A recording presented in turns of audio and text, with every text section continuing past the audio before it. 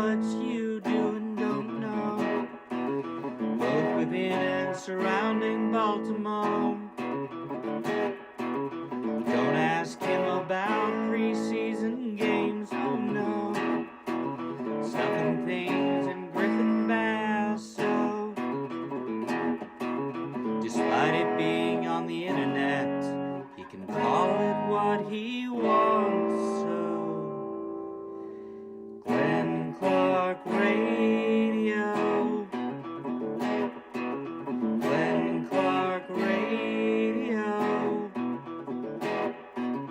Glenn Clark Radio.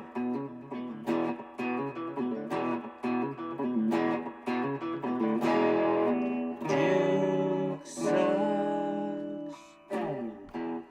Well, good morning. It is a Tuesday edition of Glenn Clark Radio, and when you think about it, pretty good night last night. The Orioles almost won. So It was nice. like there was reason to watch the game, which is a pleasant change from some of the other things that we've dealt with recently. Hi, it's good to be here. I'm lying. It's unpleasant. It's very unpleasant to continue discussing this, but what else are we gonna do? We're gonna break down the NHL Eastern Conference Finals.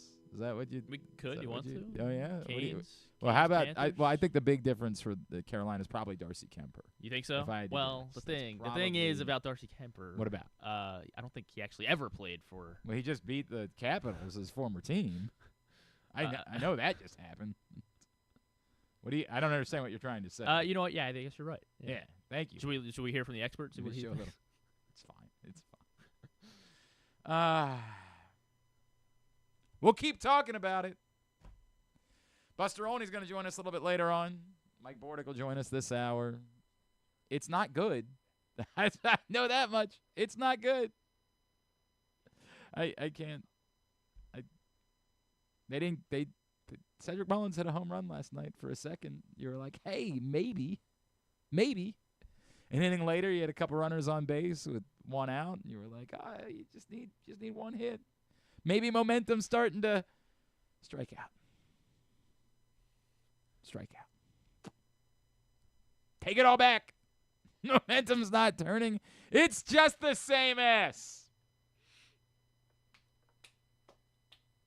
Hey, but at least when they went out and got a run, Dean Kramer turned around and got them a shutdown inning. As everybody said, once we get to May, everything's going to turn for Dean Kramer. Told you guys. Yeah, you only let up 3 runs through 4 innings. Once we get to May, it's all changing for Dean Kramer. And, of course, as they say, your momentum in baseball only as good as your starting pitcher the next day, and so the Orioles, they don't have one. Oh, they got Keegan Aiken. Although, to be fair, the Brewers didn't have a starting pitcher last night. And Can you try to say that guy's name, the opener? no chance. Not a chance in hell. Yeah, nah.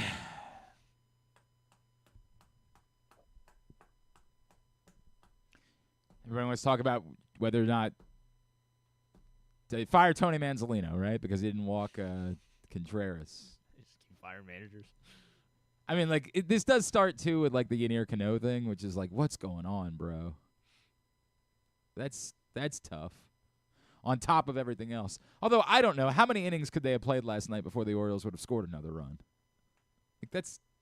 Well, once they got out of uncomfortable once part the about Brewers got out of their 100-mile. Yeah, the guy that was good. Well, the two guys, Uribe and McGill. Yeah. Well, who's the guy that Mullins hit the home run off of? Mears. Yeah, he had been That's unbelievable. Right. Yeah, he had been. He had been their best reliever. And then all of a sudden, Cedric Mullins decides to tag him to right field. I guess the surprising part is that I am committed to watching. Like, that was, I learned that about, maybe that would have been tested had there been a basketball game last night. And that'll be interesting. What time are the Western Conference games starting? They're starting them at like 8:30. They're not starting them as late as they normally do, aren't they? Because neither one of them is actually a West Coast team. I think that's the deal for the Western Conference Finals. So, like, tonight is at 8:30. So, like, tonight will be a test. how committed I am to continuing to watch this is when the basketball game starts. It's going to be a tough call for you, boy. Going to be a tough call. Might be the Yeah, but the game's not supposed to be close, apparently. OKC's favored by 8.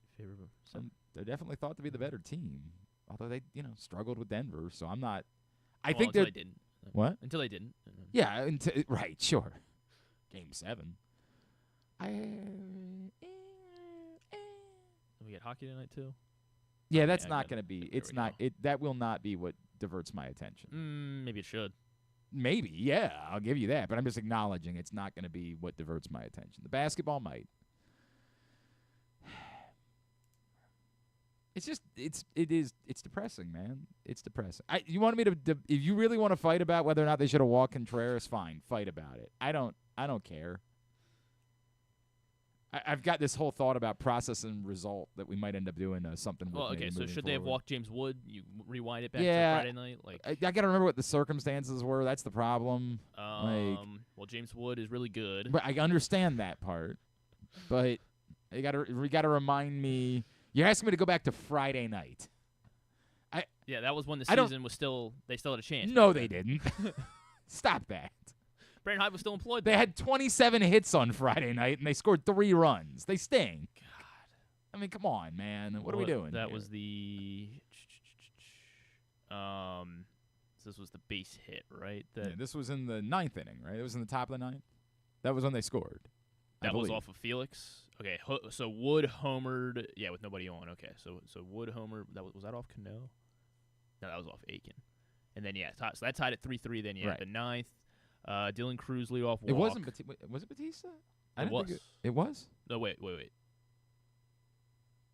Yeah, because Bautista got the loss. Yeah. Okay. All right. Yes. Yeah. Bautista came in for Aiken. Dylan Cruz got caught stealing. Then Jose Tano walked. All right, because they had runners on in the bottom of the 8th, didn't they? Didn't they have a chance to score in the bottom of the 8th? Yeah, they did. Let's see. Mountcastle struck out. Adley out, of course. Ramon Laureano singled. Two out. He's rally been doing here. that a good bit.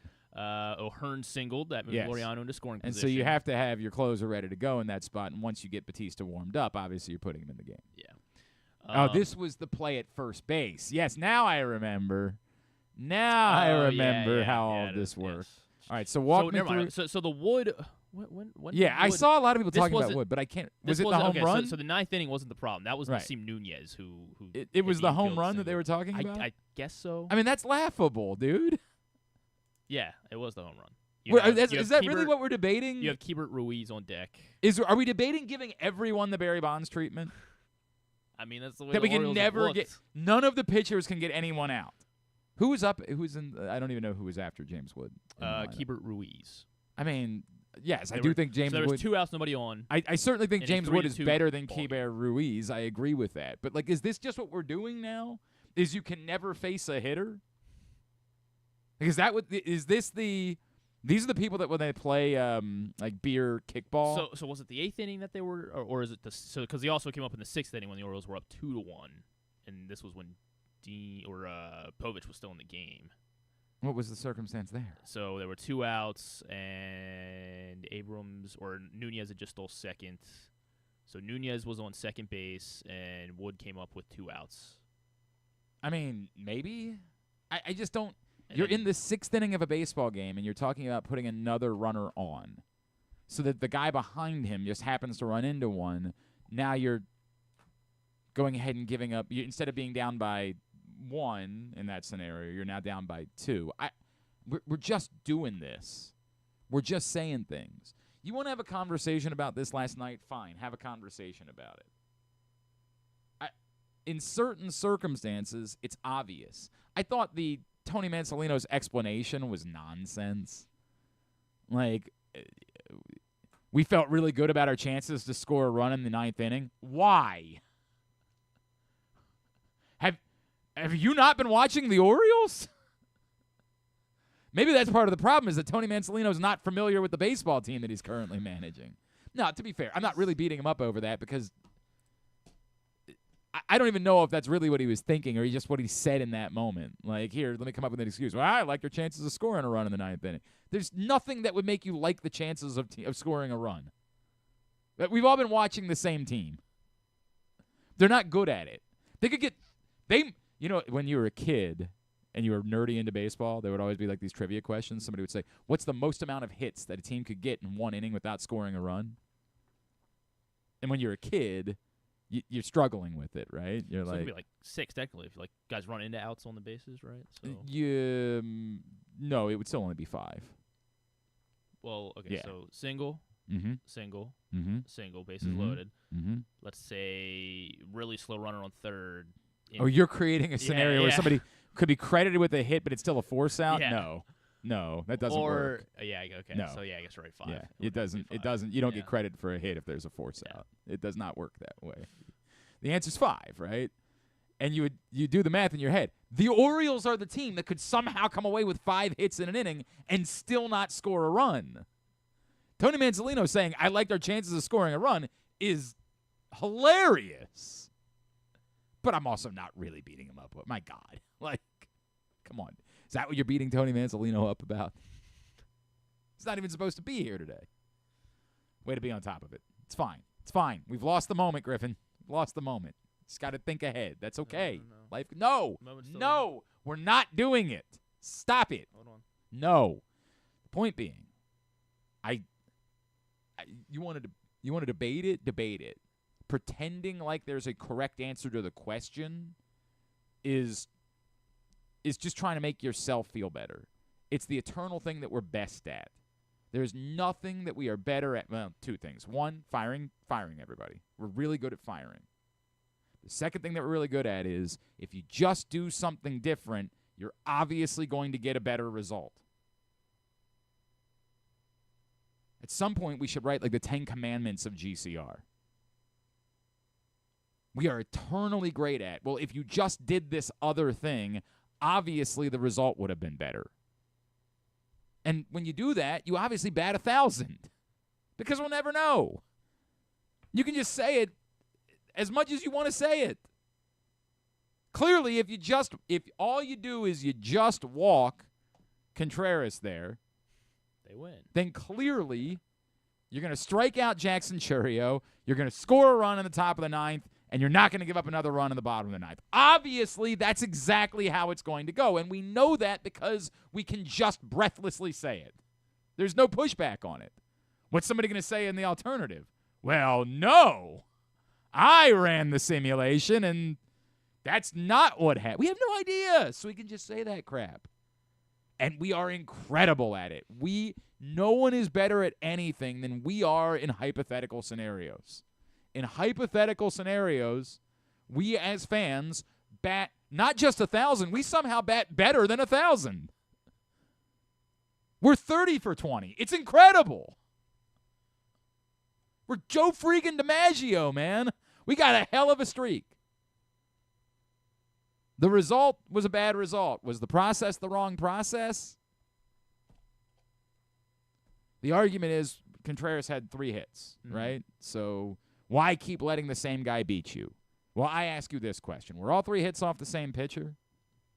They were not. Was the pitcher that had given up the 3 hits still the pitcher that was in the game? No. So what about that? What about the data there? And I'm genuinely asking this as a question because there could potentially be data that would make some sort of argument for it that exists. And I will tell you, admittedly, that I didn't. How can you get me to care this much about one at bat for a team that's 15 games under 500? For the record, Dean Kramer did give up the first 3 hits to. He gave up all the first 3 hits, but was he still in the And game? No, he wasn't. So it was a different guy. It was. The guy that was in the game was Yennier Cano, correct? Mhm. Do we happen to know what Yennier Cano's career numbers are against William Contreras? I think I can find out here. If you notice, this is the first time I referred to which Contreras it was because I got to be honest with you, I forget constantly. Constantly, I forget. And I don't want to make an ass out of myself. So if the data says that William Contreras was for his career 7 for 12 against Yennier Cano, then that's a great argument. He was 0 for 2 until last night. Huh. Now he's 1 for 3. Huh. Well, that doesn't sound overwhelming. That doesn't seem like it makes it an obvious choice to put Contreras on base. And I know that we don't like data, right? Like, And he struck him out here we last go year. again with our analytics. I can't believe I'm defending them. Why would I be defending them? They suck. You're a big man Salino guy. I get it. Yeah, it's true. That's fair. Everything's going to change, man. You just fire Brandon Hyde. Everything's going to change. They should fire Brandon Hyde again, maybe. See if you do it the second time. That's the one that takes. The first one, maybe the players didn't notice. Maybe that was the problem. Like, hey, guys, this is supposed to give you a spark. So you just fire him again. You just put out another press release today. Pretend like Just it in never case there happened. was Just any- gaslight. Yeah. I've argued for that before. You know, on the wrestling podcast, that AEW Wrestling did the dumbest thing in the history of pro wrestling this year. They tried to have MJF work a program with 74-year-old Jeff Jarrett. And I said, Well, MJF can accomplish anything. understood, not this. I said, just gaslight this. Next week, make it go away. Pretend like it never happened. Never bring it up. When people ask what the hell happened with MJF and Jeff Jarrett, say, what are you talking about? And you know what they did? They did that? They gaslit it. Nice. They lit it on fire. They never referenced it again. There was never a match. They just made it go away. 1 week you tuned in, and you were like, that's weird. They didn't really bring up MJF and Jeff Jarrett. And the next week, MJF was working a program with Hangman Page. And you were like, I can't believe it. They actually did the smart thing. It's insane. They gaslit us, but it was the smartest thing they could do in this situation. That's what they should do with the firing of Brandon Hyde. You just pretend they never did it. And then just come in today and fire Brandon Hyde Okay. again. Got it. Just put out a So press not bring release. him back completely. Put out a nice tribute to him before the game. Say, and now tonight, maybe switch who's in. I got another idea. Rotating Interims. Like, it's not going so well with Mansolino, right? And so, like, tonight, they're like, Chirinos gets a shot. All right. And they lose again. They lose again, and now Buck Buck's gets turn. his turn, Buck's right? turn. Like, you just keep moving it. Cody Ashley's the manager all of a sudden. I'm here for Anthony Sanders. Yeah, that's our guy. We do like Anthony Sanders. That's our guy. I think he's the one. What were Contreras' numbers against righties? Do we have? Can you give me that? Is that because again, like if somehow Contreras just lights the world on fire against righties, then I don't know. I'll listen to the argument. Say right-handed hitter for what it's worth. I understand. That's why I wouldn't think that it would be Like overwhelming. yeah. 110 at bats this season. He's batting 309 off righties, Okay, so he's actually so pretty good. there's And he's some- batting. He's got reverse splits. He's batting 140 against lefties. That's interesting, isn't Yeah. it? Isn't that interesting? Now, do you have his career numbers by chance? Let's see. Can I find them? It doesn't mean those numbers are relevant. I'm not saying they're irrelevant. And it was another righty that was due up afterwards, right? It was Chorio. Chorio. Is he a switch or is he? I think he's a righty. I think. It's like you can make the argument that if you have a left-hander coming up next, and He is a obviously righty. you can't do it. He's a righty, Sure, right? is a righty. So if you had a lefty up next, and you certainly wouldn't want to do this. You know, you'd also look at Cano's numbers and try to figure out if he's had reverse splits. These are things that I haven't paid attention to because, Lord, the team stinks. In his career, he's better against lefties. Contreras is. It makes sense. Yeah. What's his career numbers He's against righties? batting 263, a 770, 777 OPS against righties, a 919 OPS against lefties in his career. I mean, but he's a pretty good hitter all around. Yeah, exactly. Yeah. I don't know, dog. You cannot get me to feel strongly about this one. I also can't give you like the clearly they made the right decision. I just give you sort of the you guys tend to be way more interested in walking hitters than I am. Like, again, if we're talking about Aaron Judge coming up, I don't know who's behind Aaron Judge right now for the Yankees. Bellinger. That probably changes my opinion about this. Bellinger had been struggling until like this past week. I'm trying to think of what the circumstances are anymore where I would be good with. When are you choosing to walk a batter? Anytime you're scared. I mean, so every batter? Have you seen Anytime the an Orioles? Oriole is pitching. Yeah, I mean, like, just trying to see if maybe there's a new rule. Like, hey, if we intentionally walk the first 50 guys, can we just not play the game tonight? Just call it. Just say that's the end. I can't join you in pretending like this was some sort of travesty that they didn't walk Contreras. This is the thing where, somebody. It's the better's fallacy, right? Like it's the eternal. If you're doing coin flips and 7 straight times it lands on heads, you're suddenly convinced yourself that the 8th time you're any more due for it to land on tails. Well, you are. You're not. It's 50-50. That's the reality of it.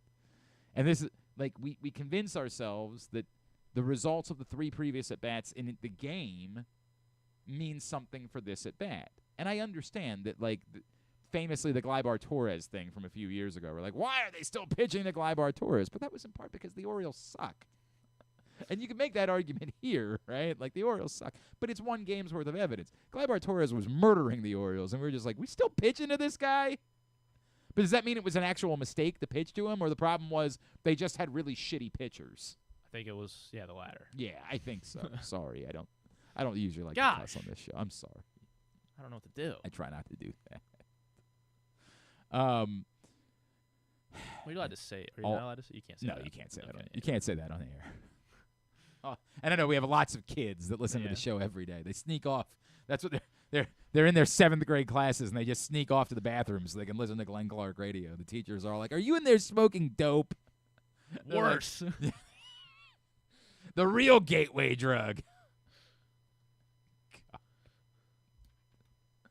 I understand that we say that. Guy has 3 hits. Why are you pitching to him again? Because the answer is it doesn't actually make him any more likely to get a hit in that at-bat.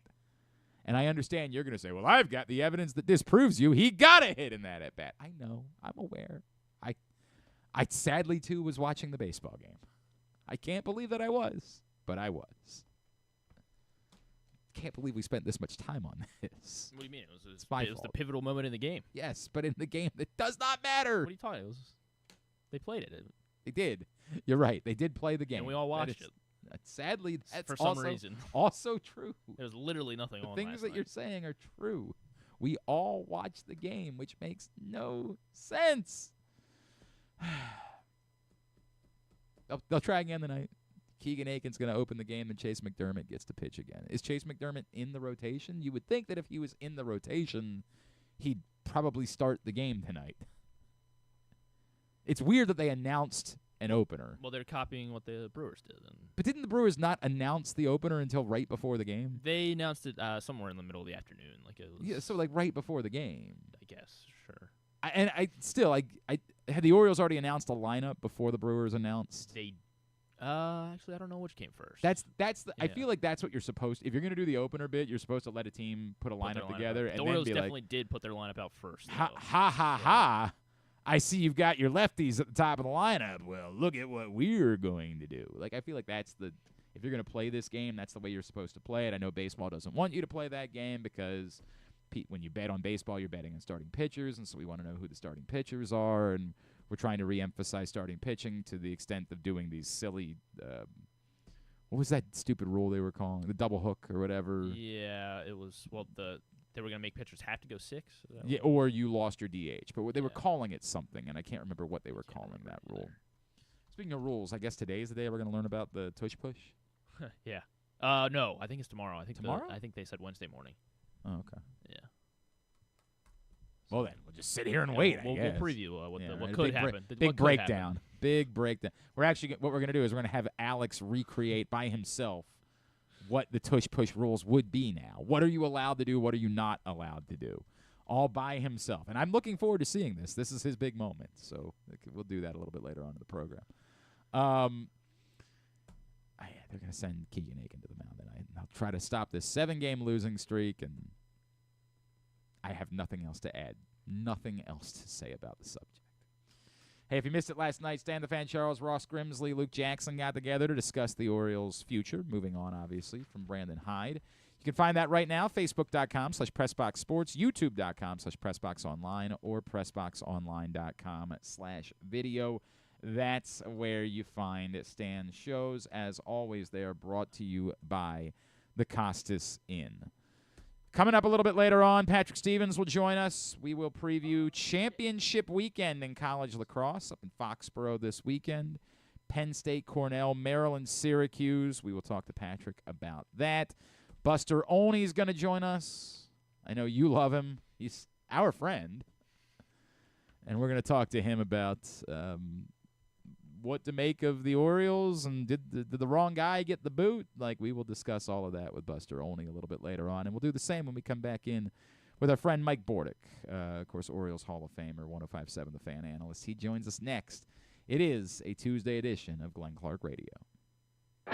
Feeling sluggish, unfocused, or not like yourself? It could be low testosterone. At Game Day Men's Health, we specialize in testosterone replacement therapy to help men boost energy, improve mood, and regain confidence. Our treatments, including testosterone cypionate, are safe, natural, and tailored to fit your lifestyle with weekly injections or pellet therapy. Get started today with a free testosterone test and feel the difference. GameDayMen'sHealth.com. Game Day Men's Health, where men reclaim their game. What makes the Costas Inn so special? This is Stan the Fan telling you that it's the people that work for you, cooking and serving. But that menu is also special with a capital S. Soups, salads, the raw bar, pasta dishes, seafood specialties, and entrees like the Costas combos, steaks, chops, ribs, amazingly delicious meatloaf, and all manner of delicious spilling sandwiches, including pit beef and turkey and subs. Of course, the steamed crabs are as good as you can get anywhere, and they serve them 12 months a year. The crab cakes are out of this world. Costas is open 7 days a week for lunch and dinner at 4100 North Point Boulevard, and coming soon, very soon, Costas in Timonium at the OTB Parlor at Timonium Racecourse. We'll get you the opening date real soon. Make the most out of every day in your Toyota RAV4. Available in hybrid or gas-only models. A RAV4 can get you where you want to go in style. Check out buyatoyota.com for deals on new RAV4s from your local Toyota dealer today. The latest edition of Press Box is available now, and on the cover, Luke Jackson looks at the long road back from Tommy John surgery for Orioles closer Felix Bautista, as well as Kyle Bradish and Tyler Wells. Also inside, we learn more about new Maryland basketball coach Buzz Williams from the players who have played for him at other stops. Plus, evaluators around baseball chime in on Orioles top prospect Samuel Basayo. Press Box is available for free at over 500 locations throughout the region, including 60 Royal Farm stores. Or you can read the entire issue online at PressBoxOnline.com, where you can also find great betting advice and the best daily coverage of the Orioles, Ravens, and Terps. Need a trophy or award that's as unique as the achievement? Look no further than Crown Trophy. With locations in Owings Mills and Gaithersburg, they specialize in custom trophies, plaques, and medals for any occasion. From sports and academic awards to employee recognition and corporate gifts, visit crowntrophy.com today and let them help you create a lasting memory for your school, team, or business. Crown Trophy is a proud supporter of the Maryland Public Secondary Schools Athletic Association. crowntrophy.com. One of the things that's definitely wrong with this country is that this dude still has a job somehow, some way. Glenn Clark. All right, back in here on GCR as we continue along on a Tuesday edition of the program. And we continue dealing with all of the nonsense. Hey, today's show is also brought to you by County Sports Zone. No, the private school lacrosse championships have already been handed out. And we saw over the weekend, believe it or not, despite coaching, the MIAA conference golf title indeed went to Calvert Hall and Coach Drew Forrester. So we'll obviously do a big breakdown and celebration tomorrow and look forward to that. But no, if you want to find anything from all of those results, anything you need to know, you can find at countysports.zone. It's proudly sponsored by your local Toyota dealer and buyatoyota.com. Of course, there are still state championships to be handed out in spring sports season before the academic year comes to a close. And if you want brackets, schedules, results, all sorts of news updates, find it all countysports.zone. Proudly sponsored by your local Toyota dealer and buyatoyota.com. Jeff says, Glenn, why wouldn't Chase McDermott stick in the rotation at this point? Does anyone need to see any more of Charlie Morton? It feels like even if Chase McDermott isn't actually ready, you're at the place where you need to let these guys get up, sink, or swim. Sure, Jeff. I think a similar argument can be made for Kobe Mayo, with the alternative being that like Ryan Mountcastle's actually been hitting a little bit recently. But, yeah, I don't think you're very far away at all from just make the decisions to commit to these younger players and see what you have in those guys if you're not trading them. If you still intend to use them as trade chips, then maybe you don't want to watch them drown at the major league level because that could be tough. But if you believe that they are going to be here, if Kobe Mayo's going to be here, if Chase McDermott's going to be here, and what was the trade where they weren't going to – they refused to include Chase McDermott? Who was the pitcher? Was it Michael King that, like, they were talking about and they wouldn't put Chase McDermott in the deal? Or was it Cease maybe? I feel like there was a story from the winter where they wouldn't trade Chase McDermott. If that's the case, if you do not intend to use Chase McDermott as a trade chip, then I agree. Put him in the rotation every fifth day. It can't get worse. I guess technically it can, but there's no – when I say it can't get worse, there's no penalty for it getting worse. You're 15 games under 500. I don't think Charlie Morton's getting you out of that hole. So, yeah, let Chase McDermott start and be in the rotation every fifth day until he absolutely can't, because that's where you are as a baseball team. Let's talk about all of this more with our friend. You know him from 105.7 The Fan, Baltimore Baseball Tonight. You, of course, know him from his own podcast with some other guy who was trying to get some TV time at the Preakness on Saturday. Couldn't help but notice that. He accomplished. Yeah, he definitely was successful. From the Baltimore Baseball Podcast and the League of Dreams and everywhere else, Baseball Warehouse. Our guy, Mike Bordick, back with us now here on GCR. Bordy, what's going on, brother? How are you? I'm great, man. How are you today? Were you watching the race on Saturday by chance? Oh, absolutely. You see Jerry. He's always trying to do that, right? Like, no one's quite like Jerry trying to find the TV camera so he can just linger in the background. He's not working. No, he's just lingering. Absolutely. A great, one of the most historic, Preakness charges at the end and finishes, and then to just walk right up behind the owner of, what was it, Michael McCarthy? Or something, and it's right on his shoulder. So here I am. Yep. Just letting everybody know, I'm Jerry Coleman. I'm right here. Bordy, there's so much to cover. I'll start with the decision itself. I am very much in the camp of I don't think this was Brandon Hyde's fault, but I think this is how baseball works. And when a team is bad for a prolonged period of time, it tends to be that the first thing you do is fire the manager. That's just the nature of modern baseball. And I'm not even necessarily saying that I agree with it. I just kind of accept it, that it ain't changing. I'm bummed for Brandon Hyde, who I think overall did a good job as Orioles manager, but I understand why this happened. Yeah, well, I still don't. Okay. And this is why. Because so first of all, Elias, everything that the Orioles are right now was built by Mike Elias.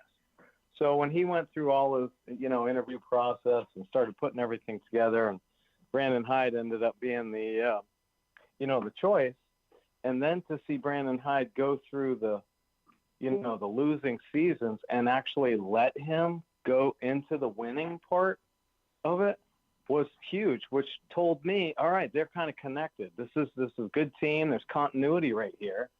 And all of a sudden, a little bit of, downtime and some big injuries and things like that, and they press the panic button and get rid of the manager. How about some of the new guys you just hired?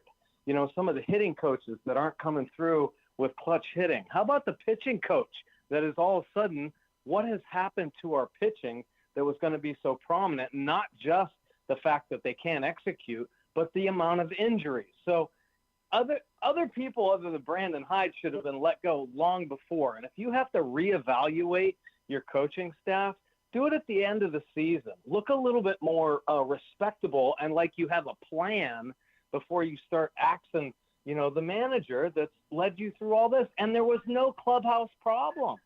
That's typically when a manager goes if he loses the clubhouse a little bit. But everything I understand is the players loved them.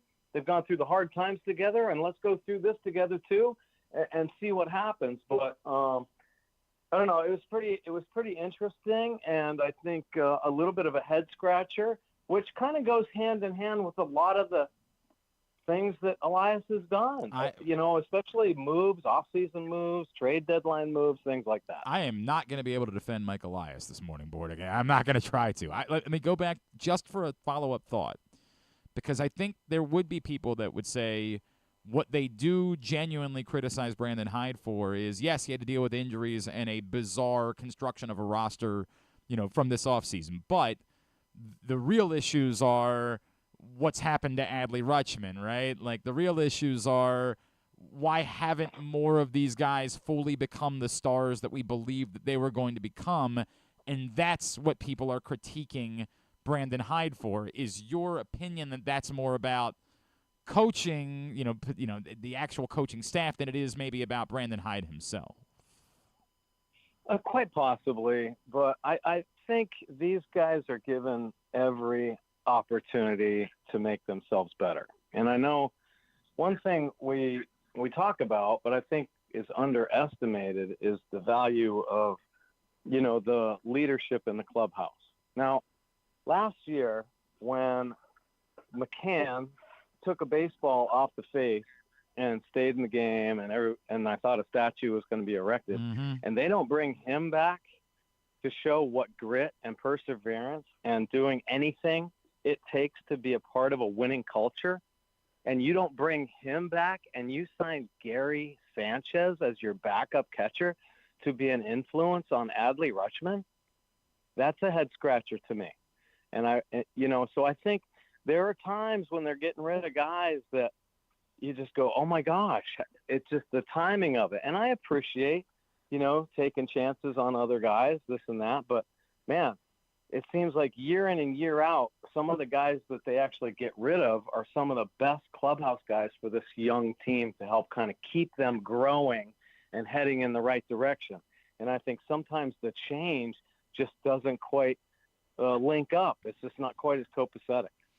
Bordy, it feels like you're kind of referring to, and like if I broadly kind of took my critique of Mike Elias, my critique would be that I think there's an amount of hubris that comes with a Yale education and a belief that I know on a raw level exactly what a baseball player is worth. And I'm not going to give a baseball player more than what they're worth. Now, we can all chuckle about the idea that Charlie Morton got $15 million this year, but that's a conversation for another day.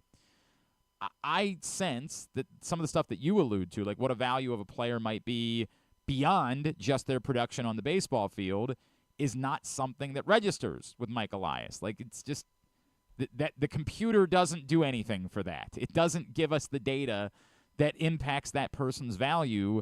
And it feels like that hubris has been part of the problem in constructing rosters, that Mike Elias has said, I know better, I understand what the value of a baseball player is, and it's not translating to what we're seeing on the field. Yeah, well, I'll stand beside you with that because I think initially when Mike Elias came in, he did. He had carte blanche, so it was all his way. And I know he got rid of some of the most impressive baseball minds that I've ever been around in the game of baseball. And I thought, wow, okay, so he's going to do this all on his own. He must know a little better, obviously, than anybody else. And sometimes this game is fickle, man.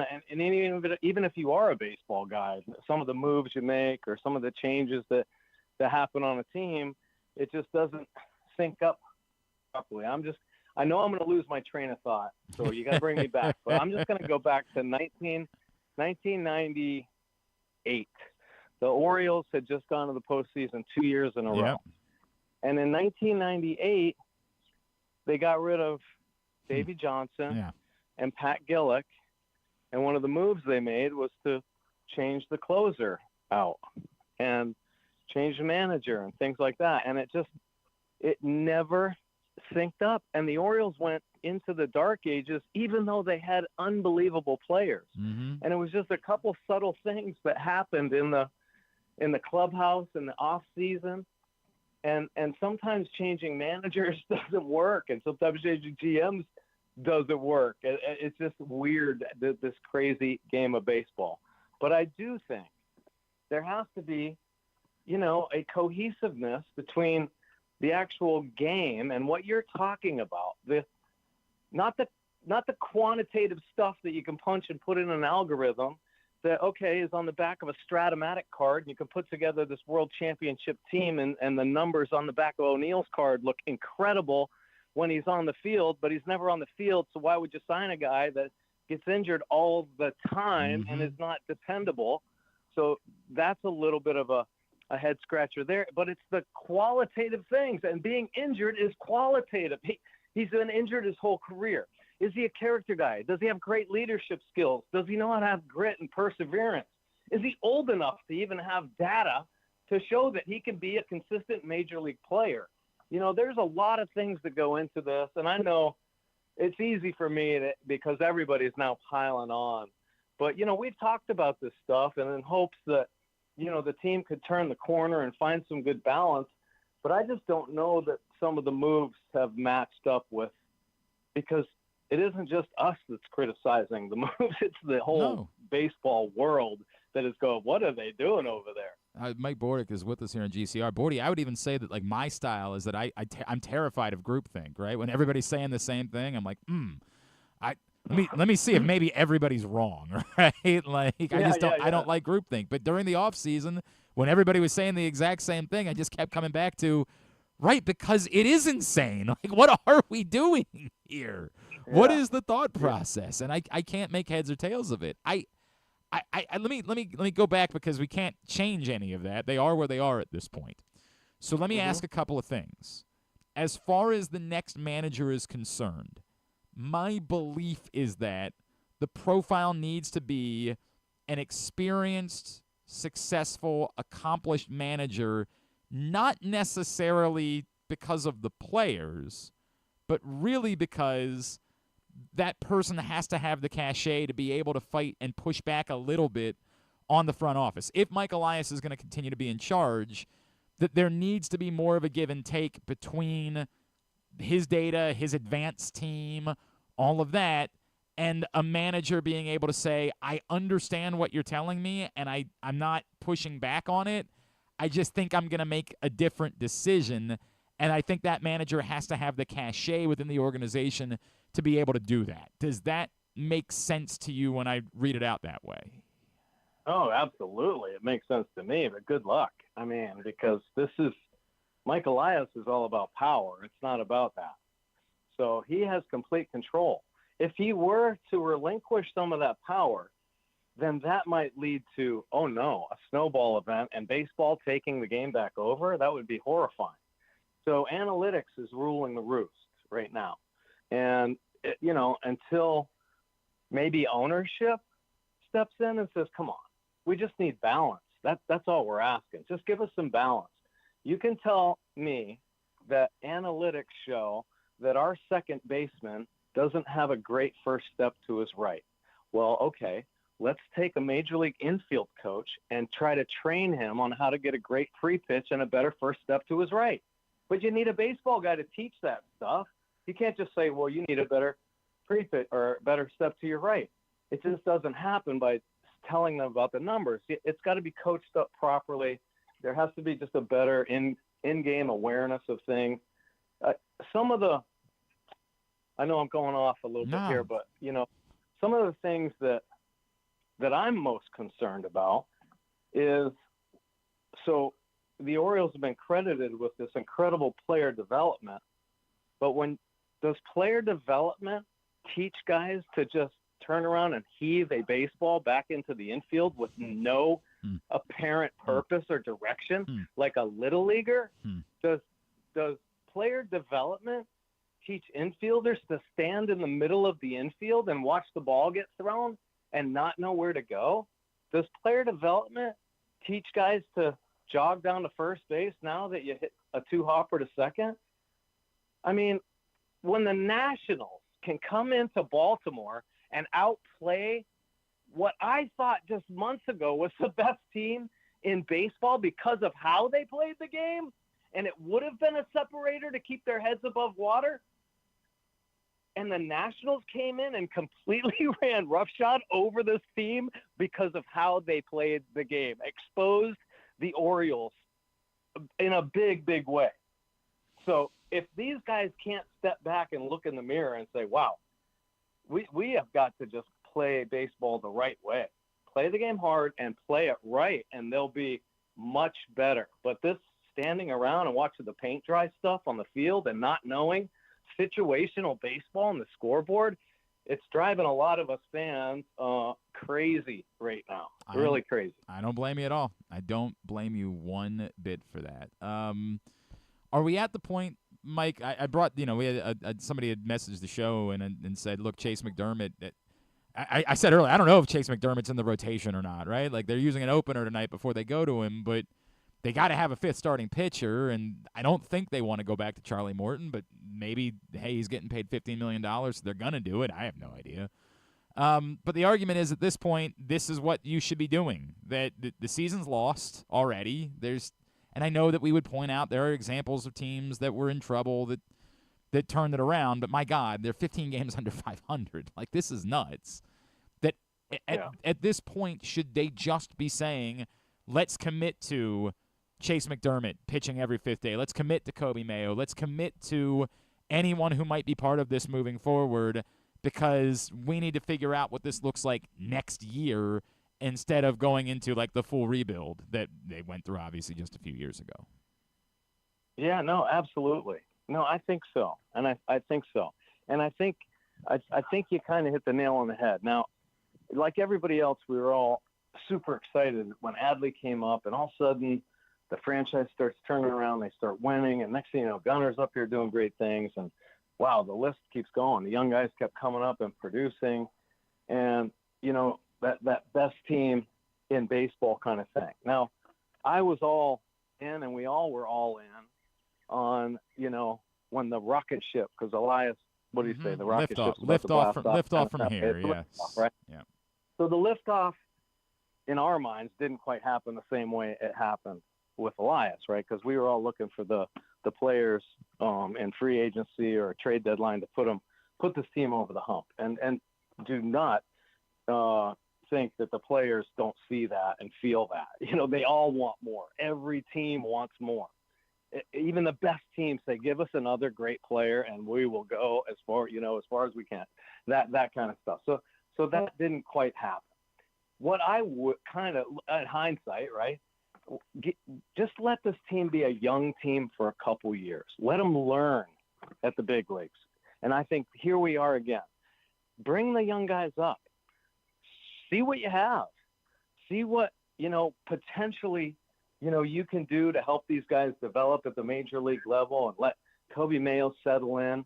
But what you said about McDermott is right on. These young arms have got to be here, and they have got to find out if they can do anything up here, because just keeping them stagnant down in the minor leagues, getting hurt down there and this and that, it's not doing any good. And how are we going to land pitching? I mean, it's so hard to get pitching now because everybody needs them. Everybody's going to try to trade for them.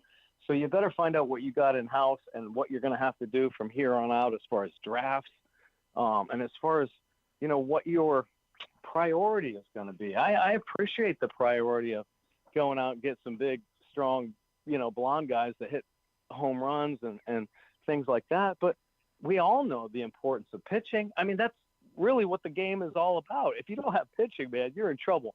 And, bullpens, I think, are interesting. Obviously, they can be kind of worked around a little bit and maneuvered, but it's all about pitching. And when you don't have them, wow, is it deflating? And we've seen that here time and time again with this poor Orioles team, man. They start, okay, we'll give you 3 runs. All right, we'll try to play catch up. Well, it just hasn't happened. So try a different philosophy. Let me throw it at you just because we're at it. What do you do about Adley, Mike? And I know, like, we did see a little bit of positives over the weekend, and like, he came in as a pinch hitter last night, and he did sting the ball to left field, but the result was the same. Yeah. What do you do? Do you just keep hoping that it's going to change, that the process is still good enough? Are you worried about where he is mentally at this point? How do you handle it? Yeah, no doubt. No doubt I worry about him mentally. I worry about all these young guys mentally, how much stardom they've reached so fast, and all of a sudden they're the team that's going to be the next dynasty in baseball, and that would be a part of, a collapse here at the beginning. And, of course, Adley, being the face of the franchise to some extent, has really been underwhelming over his last, 110 games or so. Last year he had the collapse. We all said, well, he must be hurt. Comes into spring training looking good and having a great spring, and it's going to be the big change around. And, maybe a little misleading on opening day when he came out and looked like Babe Ruth, but has not been able to find that consistency.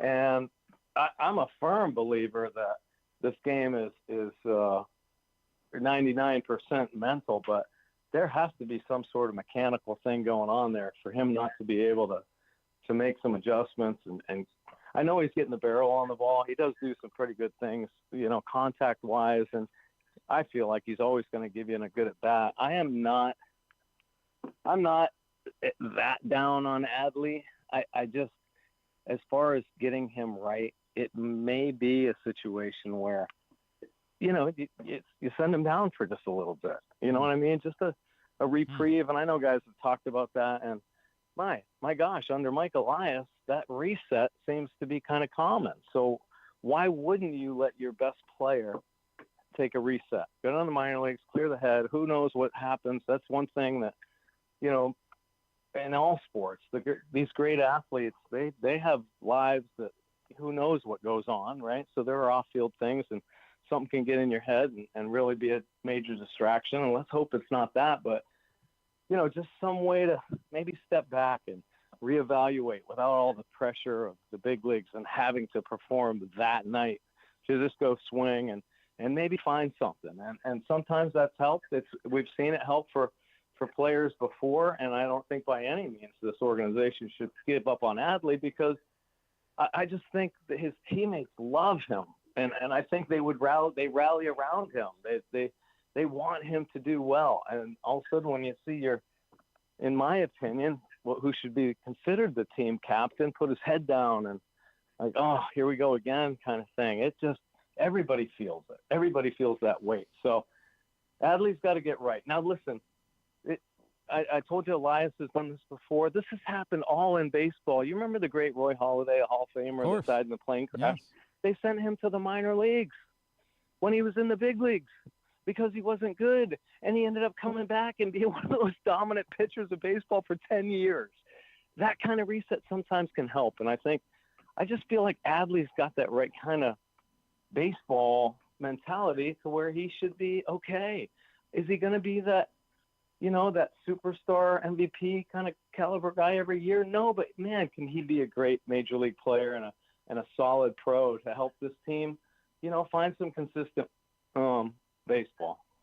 Mike, what all are we plugging for you, my friends? Well. First of all, back to Jerry Coleman. Of course, he is. Well, I was going to say he's a star, but he isn't the star of the Be More Baseball podcast. Don't let him have that credit. So you got to check that out. It's the Be More Ball Pod. That's how you find it. And it's on. Oh, and that was my dog. It was on YouTube. And please like and subscribe. The League of Dreams, leagueofdreams.org, continues to do just wonderful things. We had a great month and had some clinics over at Catonsville Community College. We have an awesome relationship with Baltimore County's Allied Sports, and continue to have fun and just really helping our special needs population enjoy sports. And we're into the STEM programs too, science, technology, engineering, and math. So that's always really rewarding and something that's close to my heart. And of course, baseball. I love baseball, so I'm going to give lessons and talk shop about baseball over at the Baseball Warehouse. So a lot of great things going on. And let's not forget about Baltimore baseball tonight. I'll be on there tonight with Tim Barbalet talking about this Orioles matchup tonight against the Brewers. You're the best, brother. Always appreciate you. Thank you for taking the time for us and for your passion. And let's talk again real soon. Anytime. Right? Thanks, guys. Thanks, buddy. Bye. Mike Bordick with us here on GCR. He goes as far as, and we've heard other people bring it up, the idea of sending Adley Rutschman down. Man. Yeah, it's just so tough, right? Like, it's so tough to consider that. You keep citing Torkelson, obviously. Yeah, I mean, you can cite. Look, there's endless. Obviously, he brings up Roy Halladay. That's going back quite a ways, but there are plenty of guys. Now, the question is, are there plenty of guys that have come up and been two-time All-Stars and then gotten sent back down? that part is really unique. We're a year removed from Adley Rutschman being one of the best players in baseball. That's what makes it. Some guys come up, struggle a little bit, don't really find themselves, they get sent back down, even though they were top prospects. This isn't that. This is came up, was everything we thought he was going to be.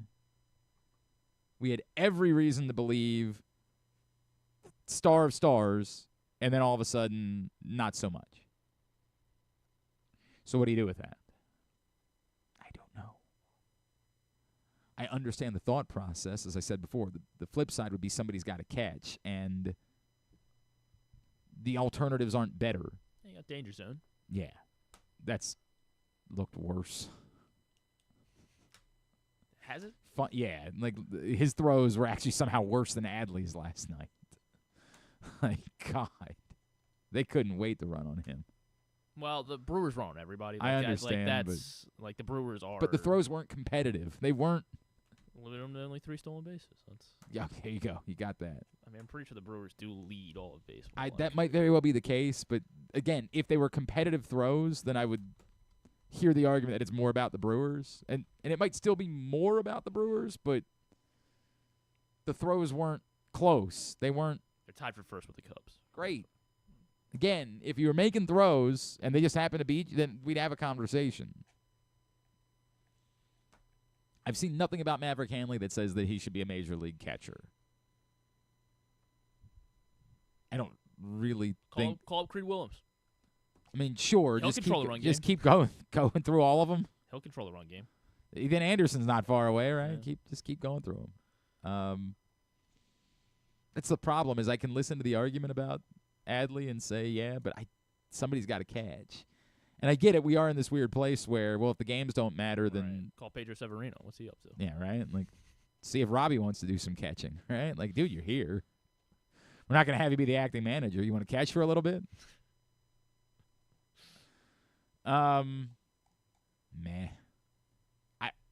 I listen to the argument. I certainly respect Bordy's opinion, and he knows way better than I do. But hard for me to feel strongly about the idea of sending Adley Rutschman down.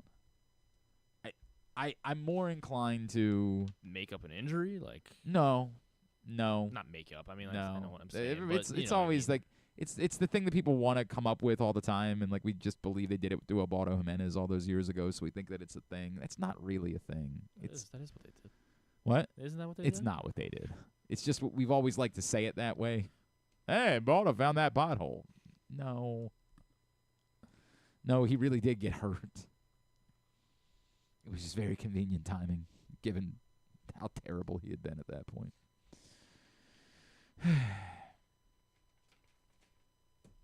Today's show is brought to you by Game Day Men's Health. I took my first peptide treatment last night. Looking forward to seeing how I feel in the coming days and weeks, and the way that it might impact me, and that the feeling that you just have when you get into a certain age and you don't feel exactly the way that you felt in your 20s and your 30s, and you're like, what's going on here? Well, they want to help. And whether the issues that you're dealing with are just being worn down, poor sleep schedules, the difficulty of losing weight once you get to a certain age, wanting to be stronger, performance in the bedroom, perhaps you're worried that you're low T. They just want to consult with you. And all of these things are things that we find it difficult to talk about as men. As men, we don't want to go to our buddies and be like, "Hey, having some bedroom problems. What do you guys think?" We don't do that. Most of my bedroom problems personally are related to farting, if I'm just being honest. You think this will help with that? I don't think that this is going to be. I think Mrs. Clark is just kind of stuck in that department. I think it's just bad news for her, unfortunately. I'm not going to stop eating deviled eggs. It's not going to occur. Hopeless. I say all of this to say, we all deal with it. And we all struggle with the idea of, wanting to fix it but not wanting to admit that it's a problem. So GameDayMen'sHealth.com is the website. And whether it's ED treatment, weight loss, testosterone, or what I'm doing with peptides, they've got you covered. And they just want to talk to you about it. And it might very well be that you go through it and you say, this isn't right. You find out you're not low T. You find out it's fine. They didn't pressure me at all about the idea of doing peptide treatment. It was something that I was interested in. So I'm looking forward to sharing my results with you guys, and I would encourage you to check it out. GameDayMen'sHealth.com, again, is the website.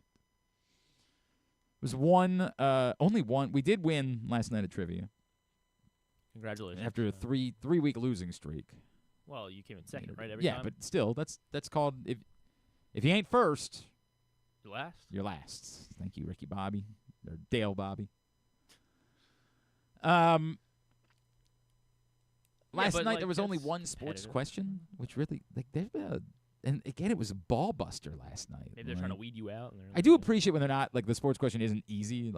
What track do they run the Preakness at? I do appreciate that it's not that, but man, they are some ball busters. Last night, the question was 3 female tennis players all time, of course, have been named they're pandering. SI Sports Person of the Year. 3 female tennis players all time have been named SI Sports Person of the Year. Which 3 female tennis players have been named SI Sports Person of the Year all time? How long has SI been around? I mean, for a very long time, but I don't know when they started Sports Person of the Year. That was the first question that John Proctor asked me. He was like, how long has Sports Illustrated been around? I'm like, I'm pretty sure for All right, well, I'll go with, I guess, Serena. She's not been. Serena was an SI Sports Person of the Year, yes. That is. Okay, well, now. By the way, I only went 2 for 3, for the record.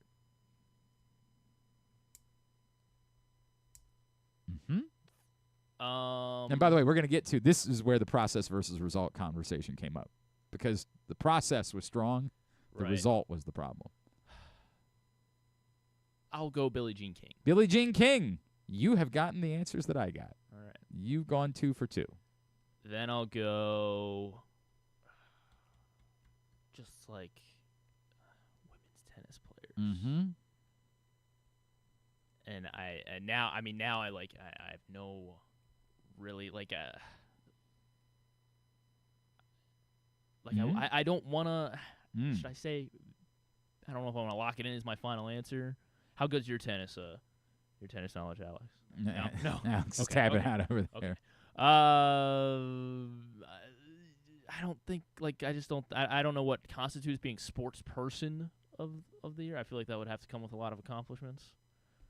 Venus is not correct. So process versus result. Our process was perhaps the female tennis player that once won all 4 Grand Slams and an Olympic gold medal in the same year. Chrissy Everett. By the way, that is the correct answer, is Chrissy Everett. Chrissy Everett is the correct answer.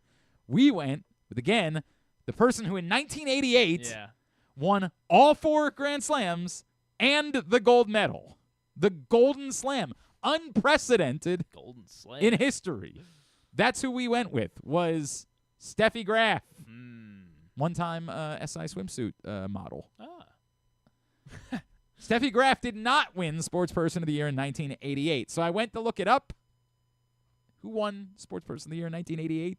1988. Had to be a legend, obviously. Mark McGwire. Had to be someone who probably ended up in the Hall of Fame, right? You would think that, wouldn't you? Or Roger Clemens. I'm trying. Well, I feel like you're. There was a really famous moment in the 1988 World Series. You bring up Mark McGwire. They lost the 1988 World Series, but that we all remember that in 1988 somebody hit a particularly memorable home run. Arguably the most memorable. Was that Kirk Gibson? Yes, of course it was Kirk Gibson, who didn't end up in the Hall of Fame. What year did they play the Giants? But also wasn't Sports Person of the Year in 1988. The single most memorable moment was also not Sports Person of the Year so it wasn't in Kirk 1988. Gibson. But it was an LA Dodger. Oral Hershiser? Yes. Was it really? Oral effing Hershiser, who, by the way, had a great 1988. Nobody's debating that. Over the person that won all 4 Grand Slams and an Olympic gold medal in the same year. Oral Hershiser was Sports Person of the Year in 1988. Nobody's debating that Oral Hershiser wasn't great in 1988. But he authored neither the definitive moment of the 1988 World Series. He threw 8 shutouts that year. He sure did, pal. You are right about that. Who won? Did he win? God. Yeah, he won Cy Young. Yeah, there you go. Nobody's debating that Oral Hershiser had it. I didn't realize we were going to war with Oral Hershiser. It's not today. that. It's just that, like, when we found out that it wasn't Steffi Graf, I thought to myself, well, there must have been somebody else at the Olympics that year that just like had like a Michael Phelps type performance, right? That like had to be Sports Person of the Year. When I found out it was Oral Hershiser, I said to myself, what are we doing? So I contend 1.05 whip. the result was the problem, not our process. Our process was correct. The person that won all 4 slams and the gold medal probably should have been Sports Person of the Year that year. She just wasn't. Process, correct. Result, problematic. Went 2 for 3 on that one. Only sports question all night. We did get the final. The final was, what is the most populated city in the country that was named after a president? Most populated city in the country. Go ahead, Go ahead, Alex. Well, you can chime in on this one. Most populated city in the country that was named after a president. So I'm thinking big cities first. Mm-hmm. Most populated city in the country named after a president. Do you have a guess? I'll let you. I'm trying to think of cities right now that I'll go. named after Washington D.C. That's I not guess that would be- populated heavily. Yeah, how do they constantly? Where's the cutoff on where DC is? Well, I feel like that's within a good, the city. That is a good guess, actually. I was thinking, I don't know, Jefferson. You mean like Jefferson City? Sure. You were just gonna throw out Jefferson. Yeah. And I'm sure there's some town somewhere in the country that's named Yeah, Jefferson. what's the- Missouri. But that's Jefferson City, yes, obviously, not just Jefferson. Probably not that one. I mean, Washington's probably out. You want to lock in Washington? I mean, might as well. Yeah. Because there's got to be like named after a president. I don't really know a lot of And you would think presidents an early either. president, and you would think it would have to be an early president. Like, there's no city called Adams. Wow, there might Adams Morgan, for Monroe. example, I think probably is named after. Yeah, let's go Washington. Washington. Final answer. Well, I don't like the smirk on your I'm face. So just no. asking you for. So no, it's not my final Jesus answer. Christ! You always think I'm going to give you something. I'm not. Well, you're giving me something right now. No, You're you telling think me- that I'm you're giving telling me you. it's You not think Washington. that I am, but I'm not doing that. telling me it's not I'm not doing that whatsoever. Let me just run through a few more cities in my head here. Just run through a few more cities. So Chicago, that's not a president. There's no You're president right. in Chicago. You're right about that.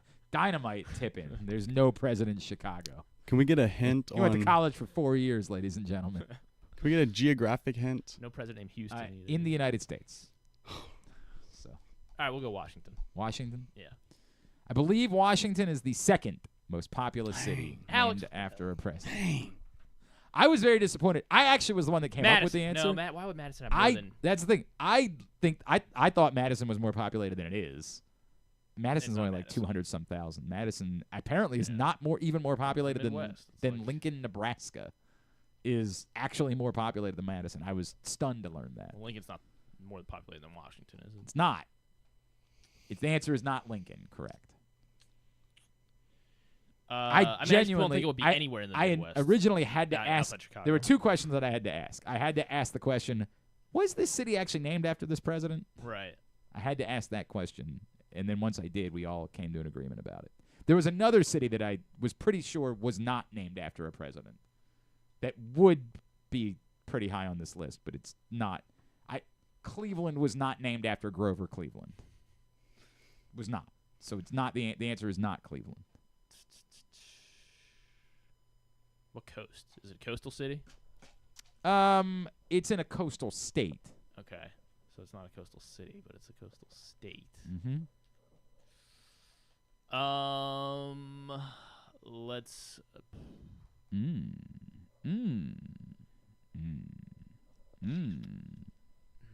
I just. It is on water, just not A on. lot of cities are on water. More populated than Washington. It's on, say, a Gulf coast. Okay, so is it? It's South. Is it Texas? It's not Texas. Probably not Florida. Why wouldn't it be Florida? I don't know. I can't think of any city with a presidential name in Florida. Can't think of any city with a presidential name. So I guess there is one. Can't think of any of them. There was no president Orlando. No president Tallahassee. You're right about that. There was no president. Jacksonville was named. Jacksonville was, of course, named after Andrew Jackson. Why? Obviously, Jacksonville was named after Andrew Jackson. Yes. I did feel kind of stupid saying that. Like, I was like, I'll isolate that. Yeah. I was like, by the way, I also have the map the map wrong on Jacksonville. Jacksonville is on the coast. I've flip flopped them in Tampa. I screwed that up. It's my fault. Jacksonville is. I forgot about President Tampa. Yeah, correct. Oh, President Tampa. I don't know why I did that. Where I put Jacksonville. I knew that. Glenn Clark acknowledging I effed up. Sometimes that happens. I flip flopped Jacksonville and Tampa in my mind. But yes, Jacksonville is correct. I don't know why I did that. Why did I think that they were on the Gulf Coast? They, of course, are right beneath. That's why they do the Florida-Georgia game. Where they do it. In Jacksonville. Okay. In Jacksonville is because it's right between the two. Yeah, you hit Jacksonville if you're ever driving to Florida, and you realize you've still got Yeah, all of Florida. Yeah, to go. more a long ways. I mean, I don't know where you're driving in Florida. Disney. Oh, if you're driving to Orlando, yeah, you don't have to go the whole way in Florida if you're driving to Orlando. If you're driving to Miami, well, at least you get to stay on 95, I guess, the whole way. Yeah, that's true. We come back in. We will catch up with our friend Buster Olney, get his thoughts on the Orioles moving on from Brandon Hyde. Buster's up next. It's a Tuesday edition of Glenn Clark Radio. Driving in Maryland? Did you know an Easy Pass from DriveEasyMD.com can save you time and money? Of course you did, because you are a thrifty driver. An antenna reads your Easy Pass transponder and automatically deducts the toll from your Easy Pass account.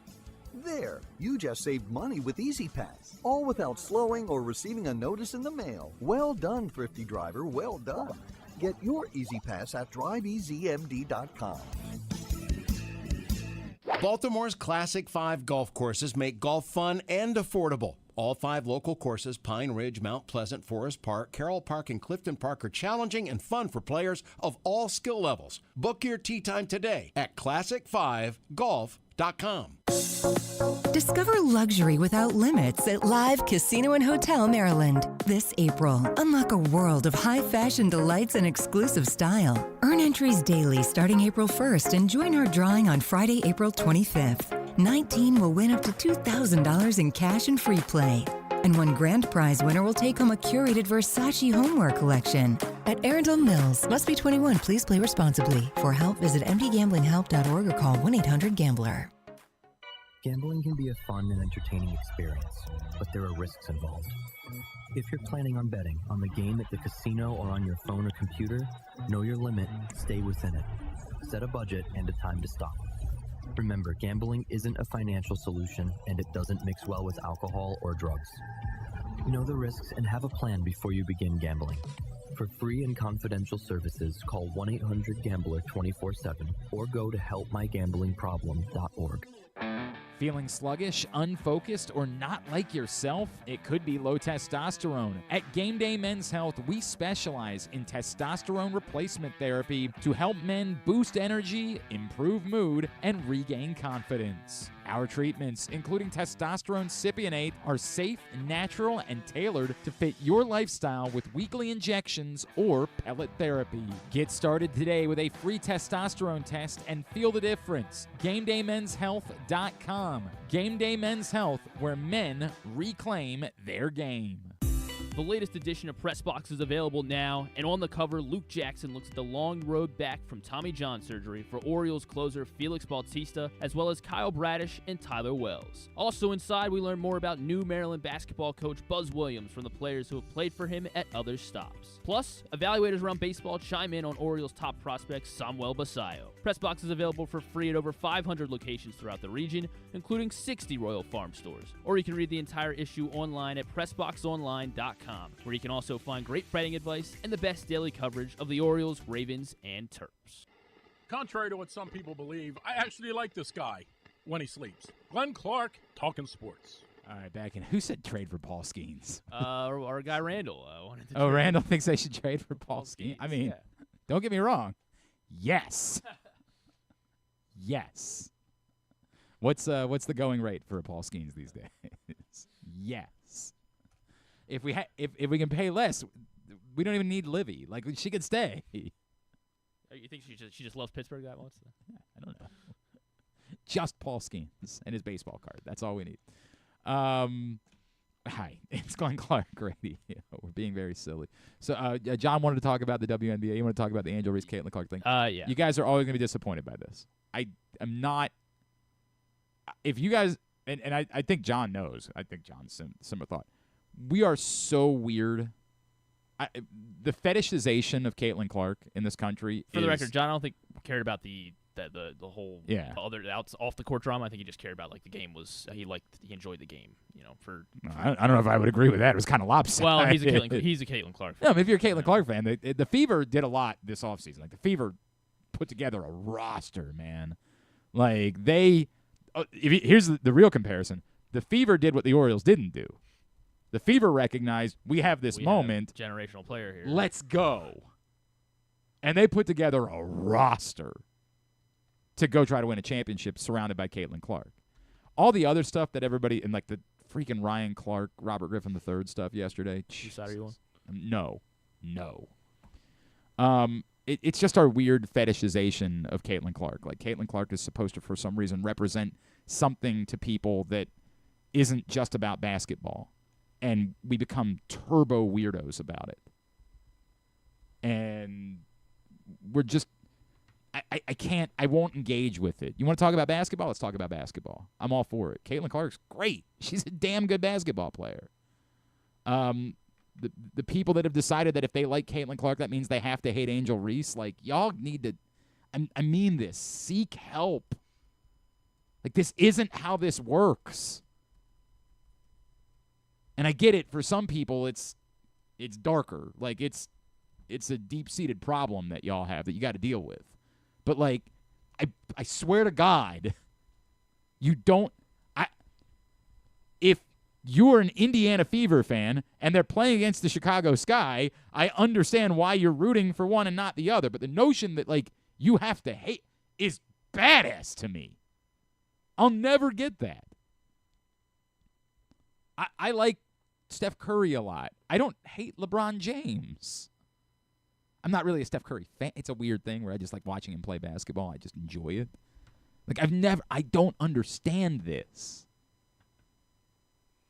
But we just have this bizarre fetishization that has led to this obsession talking about it, and we got to pick side.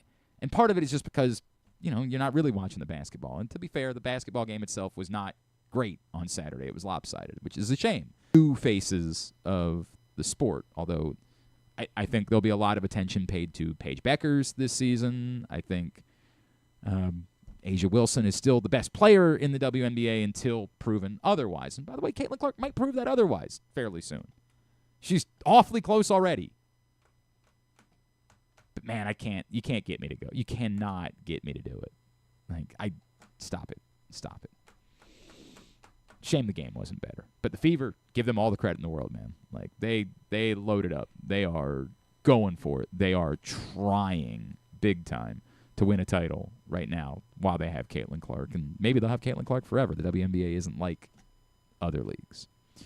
John, a different John, not John in Little Rock, want to know my thoughts on the Derrick Henry press conference yesterday. What the? He looked good. I mean, what? He looked jacked. He looked like he's ready to. I just can't even imagine 2K, yeah. what you would respond to from the Derrick Henry press conference. He wants to win a Super Bowl. He's a good running back. Was there something that was said during the press conference that was interesting that I don't think so. I missed out on I mean, yesterday? are you glad they extended him? I don't know. We said that last week, like having Derrick Henry good. Derrick Henry good. End of thoughts. I can't possibly add more to the conversation than that. Derrick Henry good at football. Good Raven. Glad here. What else you got? What else do you want to discuss? And it's neat that they did a press conference for him.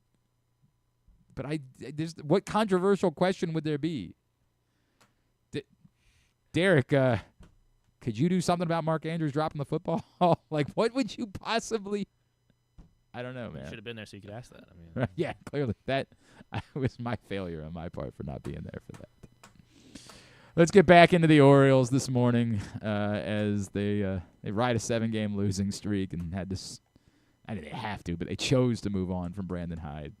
Joining us now, a longtime friend of ours, and, of course, you see him on ESPN, part of Sunday Night Baseball. You listen to his podcast. He is the great Buster Olney, and he's back with us now here on the program. Buster, it's Glenn. It's always good to catch you up, sir. Thank you for taking the time for us this morning. Yeah, good to talk with you guys, too. I have a question. Does my caption say Buster Rhymes on it? Does it? Because no. It does on my phone, and that's my 20-year-old son. I absolutely love that. First of all, I love that your 20-year-old son knows who Buster Rhymes is. Like, I feel like I'm worried that perhaps my intern, who's about the same age, doesn't know. Oh, he knows. All right, thank God. Thank God that's the case. Yeah, he was excited last year. Buster Rhymes threw out the first pitch at Citi Field, and he wanted me to get a picture with him. And that's, something. And then when I covered the Yankees in the late 90s, Homer Bush, who was, of course, an infielder on that team, every time I'd walk into the clubhouse, he'd go, Buster Rhymes! Like that. That's pretty great, man. That is pretty great. All right, Buster, I read what you wrote. I'm in this weird place where you and I agree a lot, and people don't always like that around here, as you know, but I don't think that Brandon Hyde deserves the blame for what's happened to the Baltimore Orioles. I do think this is how baseball works, and so I'm not surprised that Brandon Hyde got fired because this is the way that it goes. But the spotlight absolutely has to shine on Mike Elias, who it's been bizarre, utterly. I've tried using other words like incongruent, and I've sort of soft-pedaled a little bit, but I think we're at the point where I don't know what I've accomplished by soft-pedaling it. It has been utterly nonsensical what has happened over the last couple of years with Mike Elias and a group of players that appears ready as a core to take a next step forward, and the almost unforgivable way he's failed to fortify that. It's been shocking that they haven't added pitching, that they haven't seriously invested in pitching. I've had people with other teams who say to me, look, they should have Garrett Crochet, right? They should have a major free agent at some point because of the spending flexibility they had with so many young, cheap players on the roster. And I'd say this, that the handling of Mike's handling of the last, 4 days since they fired Brandon Hyde is not only, like an idiot sports writer like me is commenting on it. People with other teams are commenting on it. Mm-hmm. Like, they are shocked that he has not made himself available to the media to this point, other than putting out that statement. And from my own perspective of having covered the sport for a long time, I don't know how you build a culture of accountability within your organization if the guy at the top of the food chain doesn't stand up and answer questions. I mean, think about every day if you're covering a major league team. When I covered Cal Ripken back in the 90s, if he made an error that cost the Orioles a game, he'd be in front of his locker after the game. That's the expectation. If Ben McDonald, threw 3 1/3 and allowed 7 runs, he'd be at his locker after the game. So the idea that the head of baseball operations hasn't gone out and answered questions about it is crazy, not only to me, but a lot of people around the sport. Now that we're in day 4 since they made this decision, can you imagine, and I know he put out a statement in which he said it's his fault, can you imagine the ridicule that a player would get if, they made a mistake in a game, had a bad game, and all they did was leave a statement in their locker? Right. and left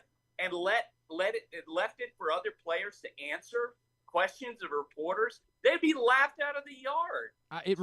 This has been shocking to me. Buster, it reminds me of 2022 going into the deadline where the Orioles had shown real signs of life, and there was some thought that maybe they were going to buy and try to go for it then, and instead they sold pieces, and he said, well, we can't win anyway in a Zoom call, and all of a sudden, had to fly down to Houston to meet with the players because the players were like, bro, what the F? What is going on here?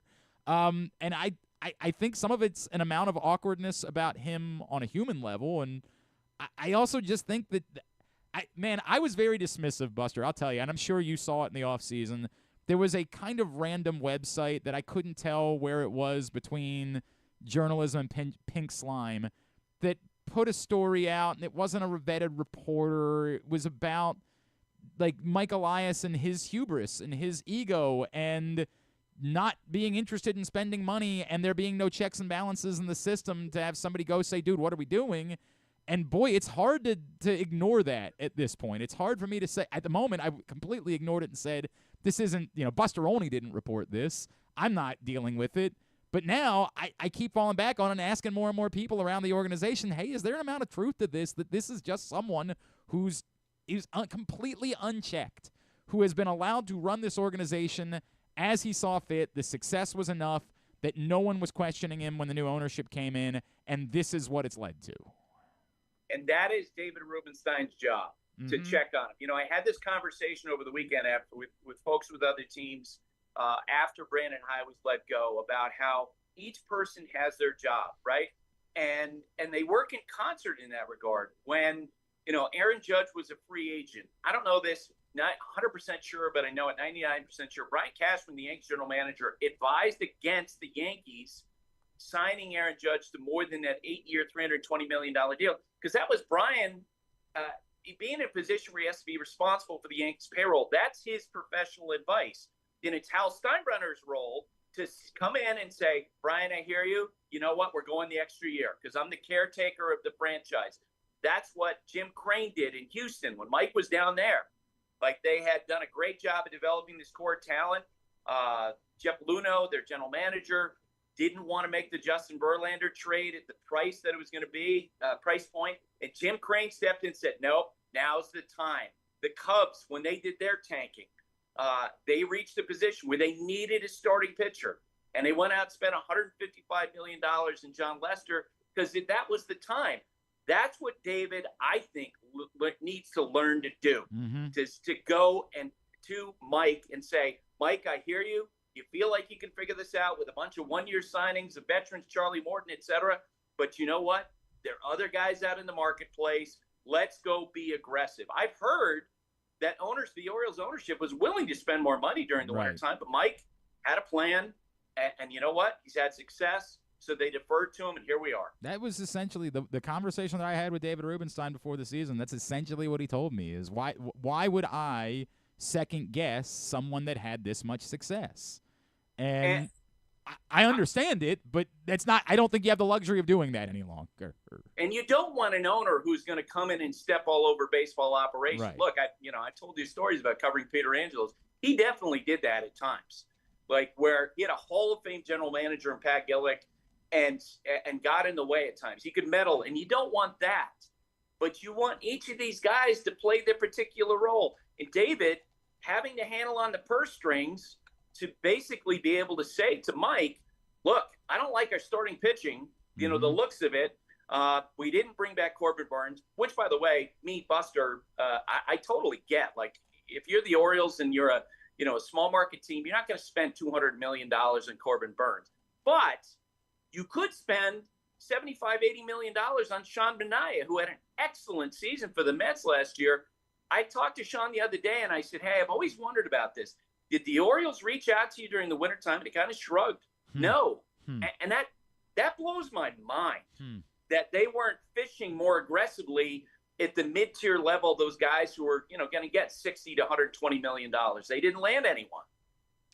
Buster Olney is with us here on GCR. Buster, does this my opinion now is that if Mike Elias is going to continue to be the general manager, and I do think that's a question that will have to be revisited after the season is over. I don't think they're going to make that move in season, but if Mike Elias is going to continue to be the general manager, does the profile of the next manager have to be someone with more cachet, with more experience and success to be able to say, hey, we understand you have this data. We understand we're not ignoring it. We're not going to pretend like we're going to go back 30 years in baseball where all of the power belongs to the on-field manager, but we've got to make this more cohesive.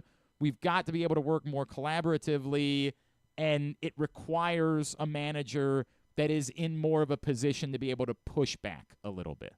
100%, in my opinion. And it's not only a reaction to, Brandon's time as a manager and you're looking for something different, but I think it's incredibly important for a manager to have some independence from the front office, because they're, boots on the ground. They're the ones who are communicating to the players, to trying to sell things. I remember having a conversation once with Terry Francona when he was managing the Guardians. And as you guys know, Cleveland's front office perceived to be very steeped in analytics. Mm-hmm.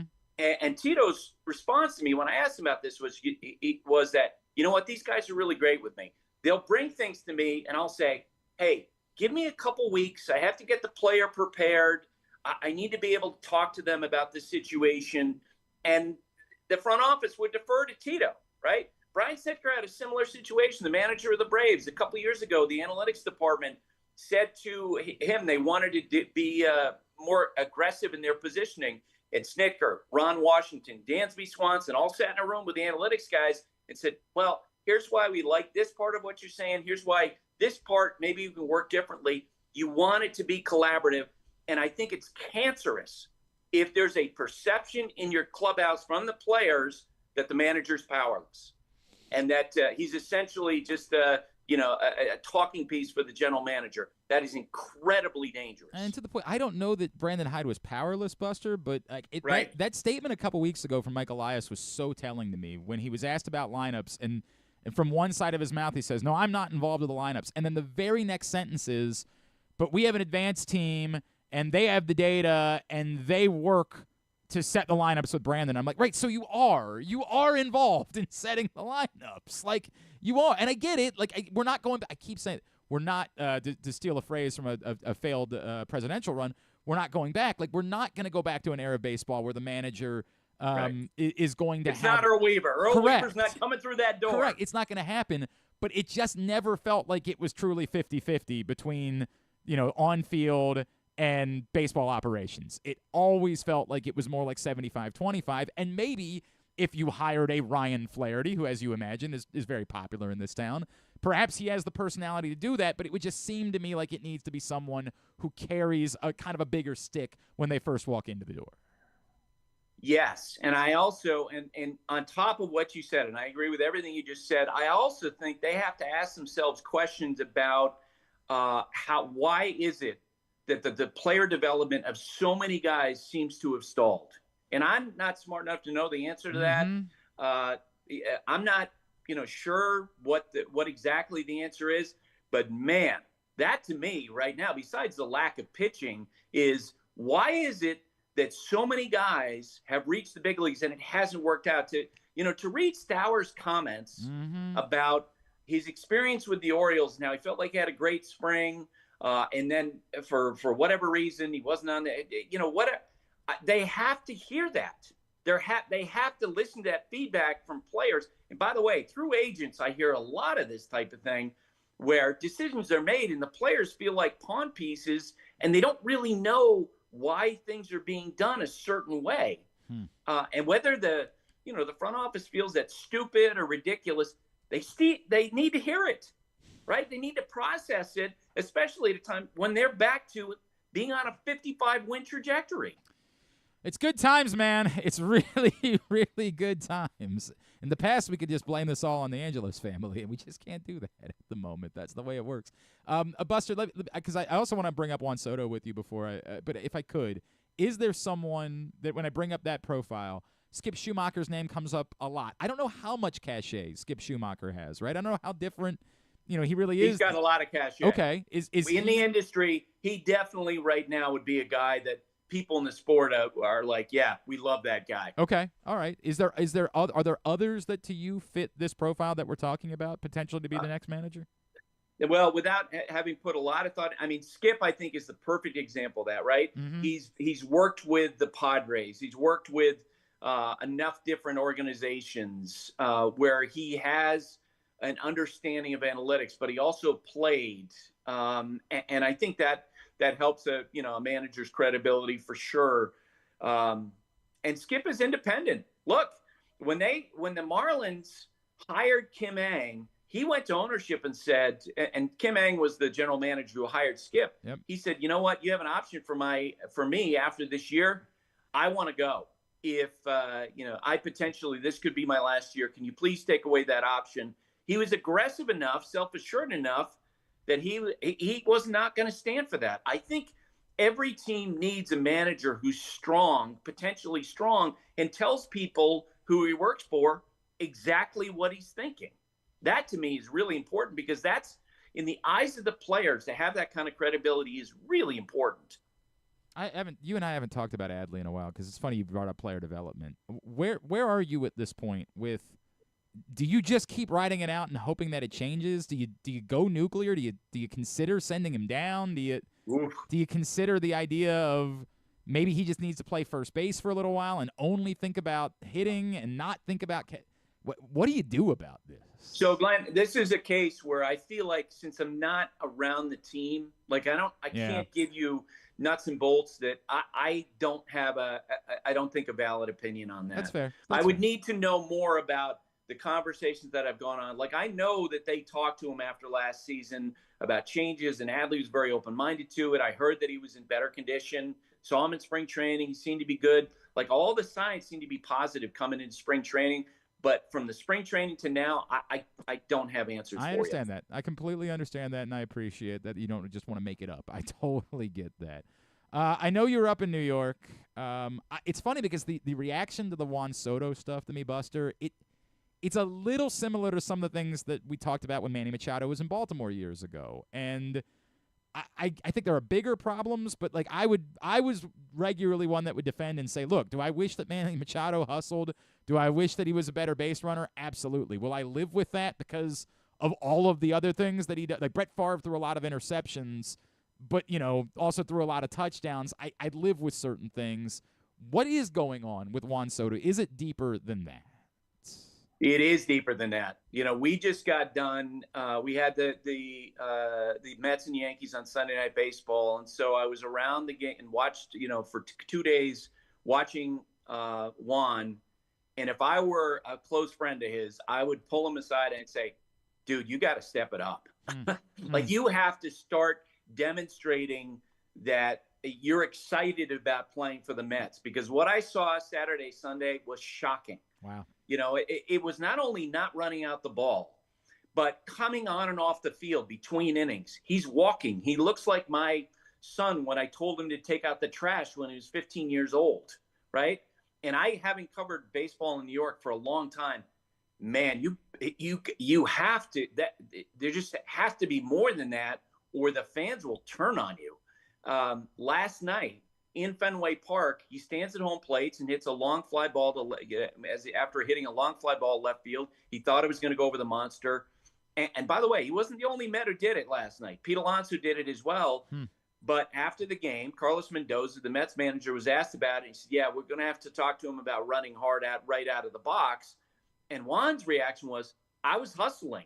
And when I was like, oh, man. Like, I do think this perception is he's going from the Yankees to the Mets, and maybe he might not be happy being with the Mets. Look, that may be true. It may not be true. He's got to find a way to get back into it. When he's not doing the Soto shuffle and he's not competing pitch to pitch, that is not the Juan Soto we saw last year, who was so phenomenal. It's going to be really interesting the rest of this week to see how the Mets handle this situation, because it's got to change. That's fascinating. I'm like 2 months in and you're already at a place where you're disinterested. That is rough, man. That is rough.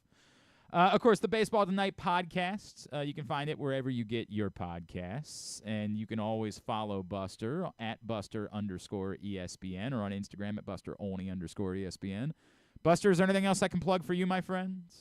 No, that's good. I appreciate it. I think I'm working on a column to give advice to Juan Soto, to Mike Elias, and other things going forward. That'll probably come out tomorrow or the next day. I would say no matter who the manager is, to your point, like it's time, and whether it's David Rubenstein or he deflects a lot to Mike Arrighetti, who's part of his team, not to meddle. To your point, I don't want meddling, but to say we all have to be a little more collaborative in this process, and we all have to consider things a little bit more. Always appreciate you, sir. Thank you for taking the time for us this morning. Let's talk again real soon, all right?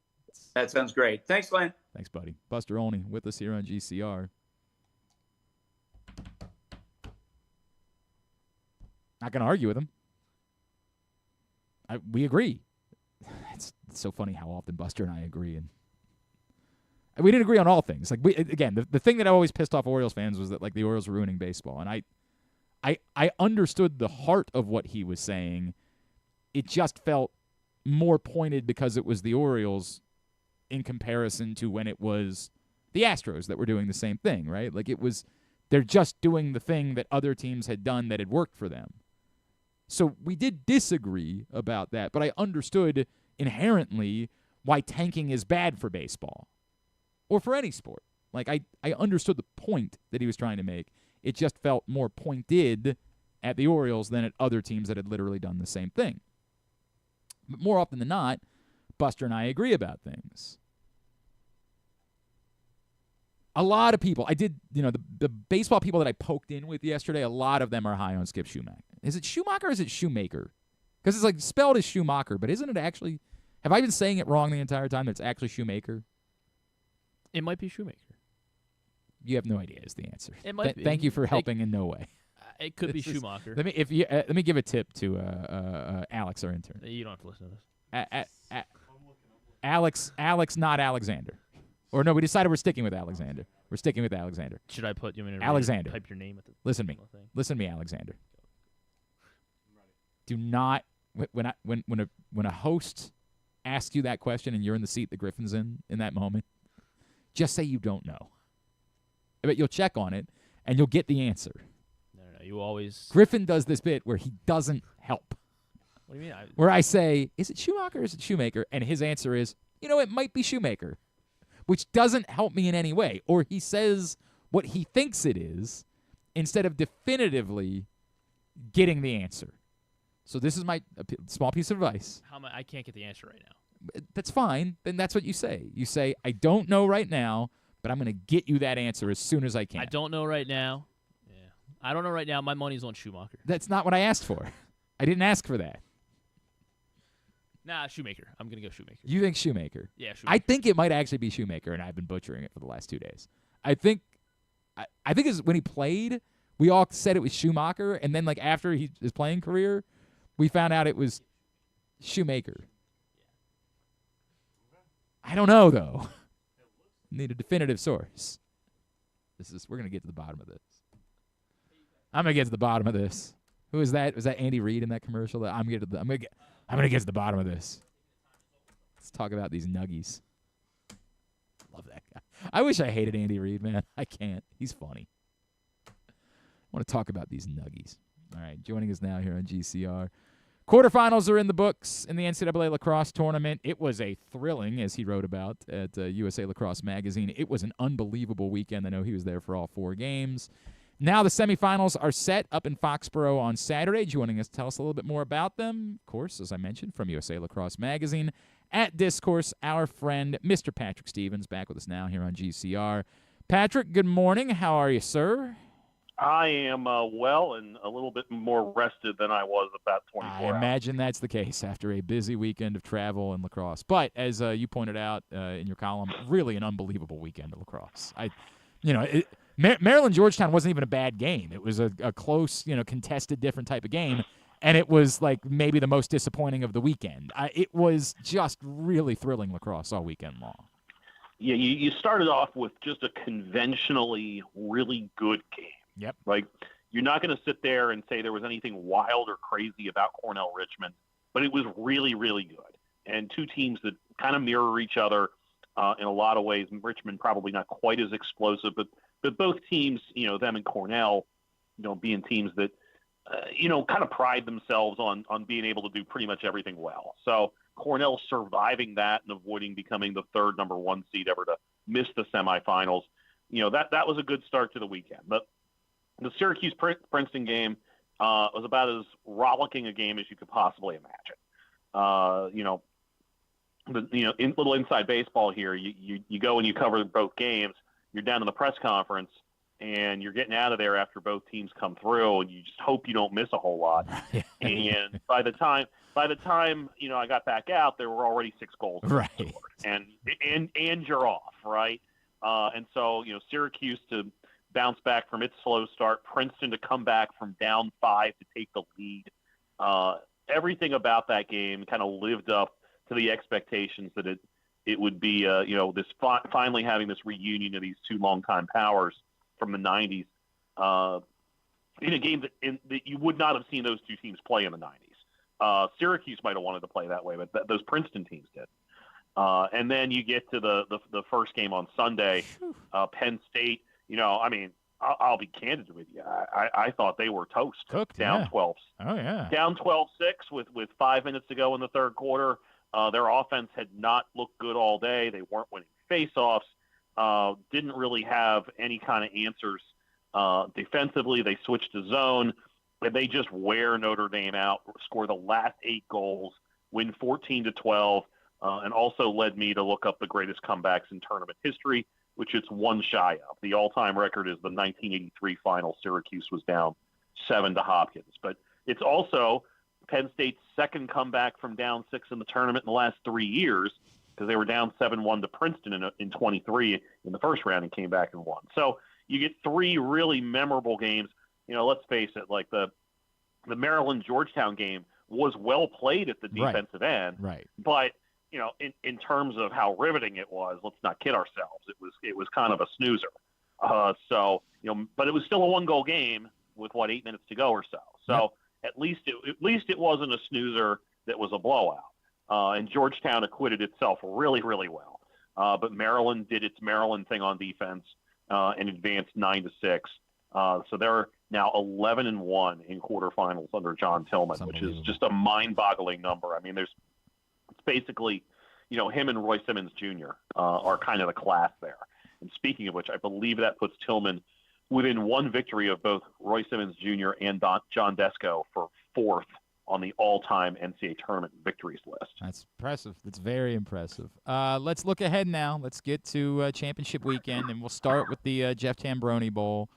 Penn State and Cornell. I would assume that this probably looks a little bit like, to me, Cornell-Richmond did, where I don't. It's hard for me to see there being a ton of separation. I mean, maybe we know how dynamic C.J. Kirst is. Like, maybe Cornell can get some distance on him, but it feels like that's what we're in store for again in this game.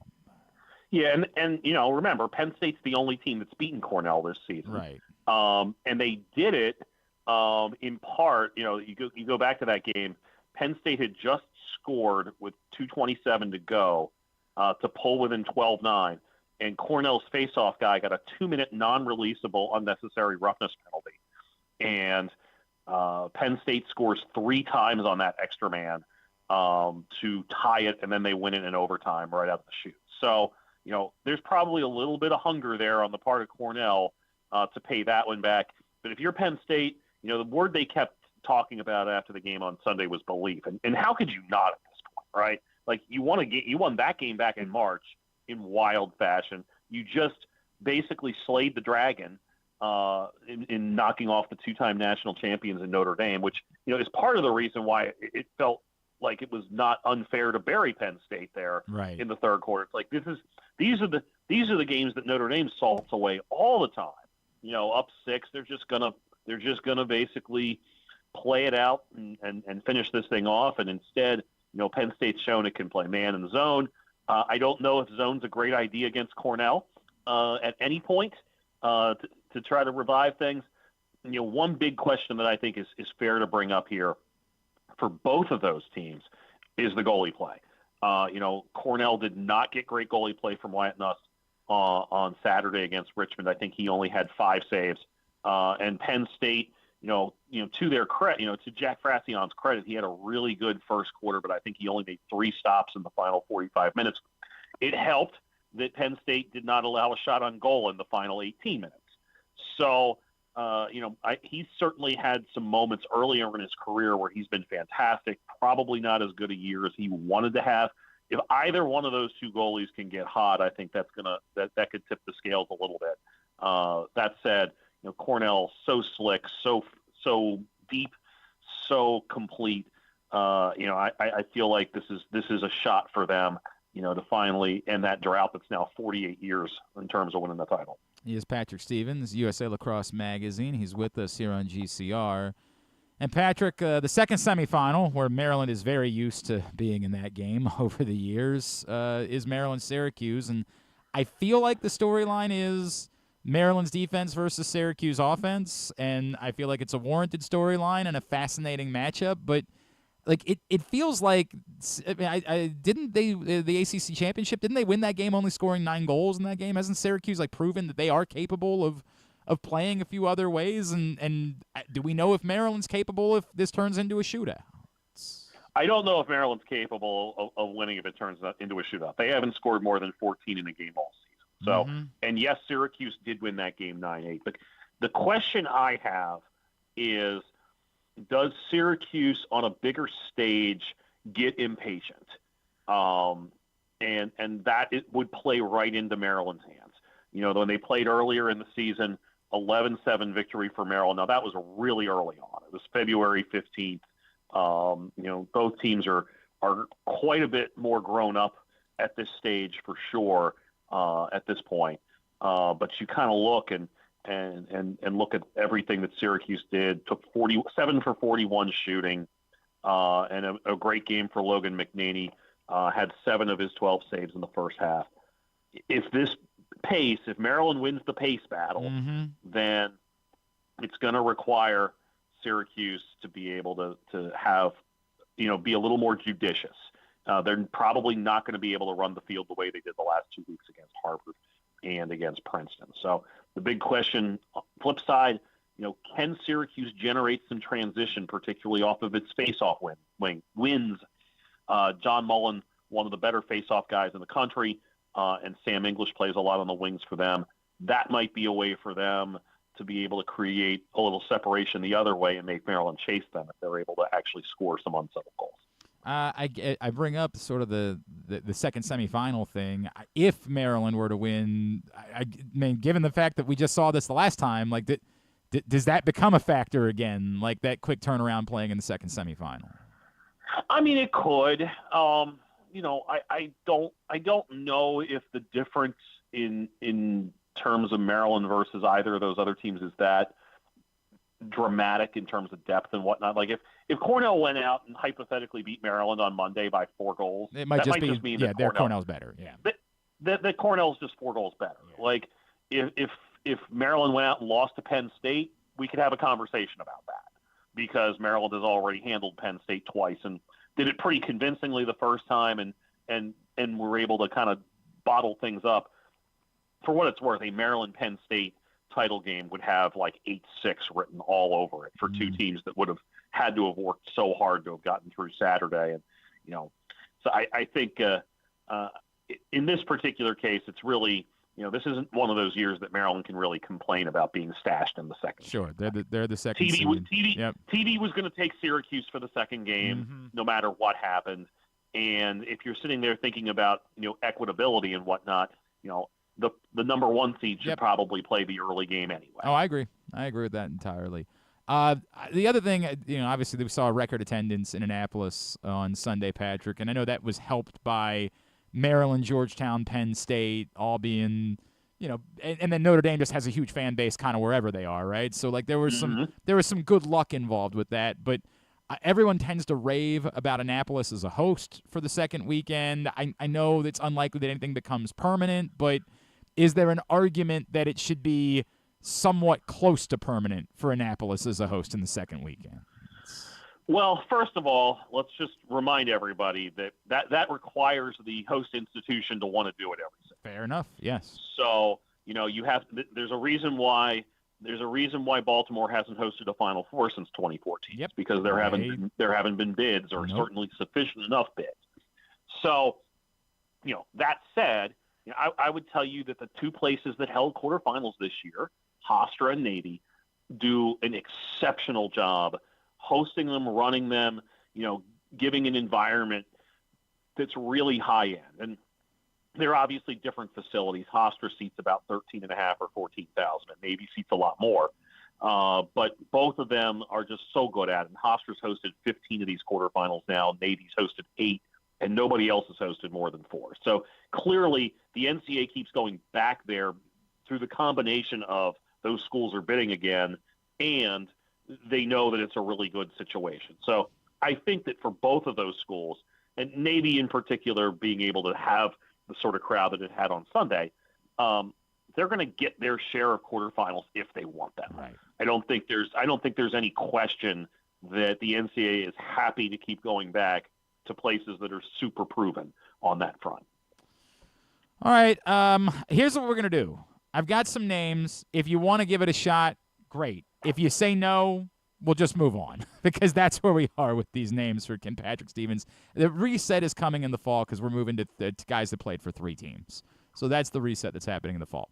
So I have a list of 5 names that we could potentially do, and it's up to you whether you want to give it a shot or not. All right? Okay. First name I have on the list, active guy, Tanner Scott. Tanner Scott. Okay. How many teams? 4 teams. 4 teams for Tanner Scott. Well, Baltimore, of course, and Miami, of course, and the Dodgers, right? Yep, absolutely. And he was he a Padre at the end of last year? He was a deadline acquisition of the Padres. Well done. I'll go back a ways. Do you want a shot at Len Barker? Oh gosh. Probably not. I figured that might be the case. I was stunned to learn. I cannot believe this is true. Did you know that Len Barker led the American League in strikeouts in 2 different years? I did not know. Good for him. I know he pitched a perfect game for the Indians. Right? Like, I learned things about Len Barker that I did not know before I was doing this work. So I do have someone, if we go back a little way, that was a 3-time All-Star, and I was stunned to learn this. Would you want a shot at Jason Schmidt? Jason Schmidt. How many teams? 4 teams. 4 teams. Well, certainly San Francisco. Obviously. And certainly Pittsburgh. You've knocked out the bulk. Now, both of the other 2 stops, however, were 2-year stops. Okay. Jason Schmidt, was he in Atlanta? To start in 95 and 96, Jason Schmidt. And then it's the end. The end, so we're talking like 11 and 12 or something like that? This is actually 07 and 09. I get maybe he either left baseball or he was injured in 08. 07 and 09 are the years. Okay. Was he a Cub? No, not a Cub, and you're going to kick yourself over this one. Oh, was he a Dodger? He was a Dodger at the end. He was a Dodger. Of course he was a Dodger at the end. And then the last one that I had, also still an active player, amazingly, at this point in his career. Would you want a shot? There's so many 1-year stints, though, on Carlos Santana. Carlos Santana. Okay, we can do that. All right. We're talking like 6 or 7 teams right? for Carlos Santana, correct. Okay, Carlos Santana was in Seattle. He was in Seattle, and I have no memory of that. He was in Cleveland, most Obviously, famously. The bulk, yes. He was in Kansas City. Yep, couple of years. He had a miserable year in Philadelphia. He did have a miserable year in Philadelphia. I feel like he was a Pirate, right? He was a Pittsburgh Pirate. That is correct. So we're down to 2 teams for Carlos Santana. And I will admit, these are 2 of the teams that I got when I did this. Okay. Huh.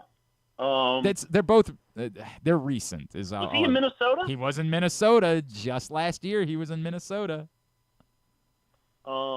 He's back with Cleveland now, He right? is back with Cleveland now, correct. So missing 1 stop for Carlos Santana. It was in 2023. It was a half a season. 2023 for a half season. How about we throw Milwaukee out? That's 7 for 7 on Carlos Santana. Oh, man, we should have saved this for next week when we're ending the year on this. That's unreal. My God, man. That is so good.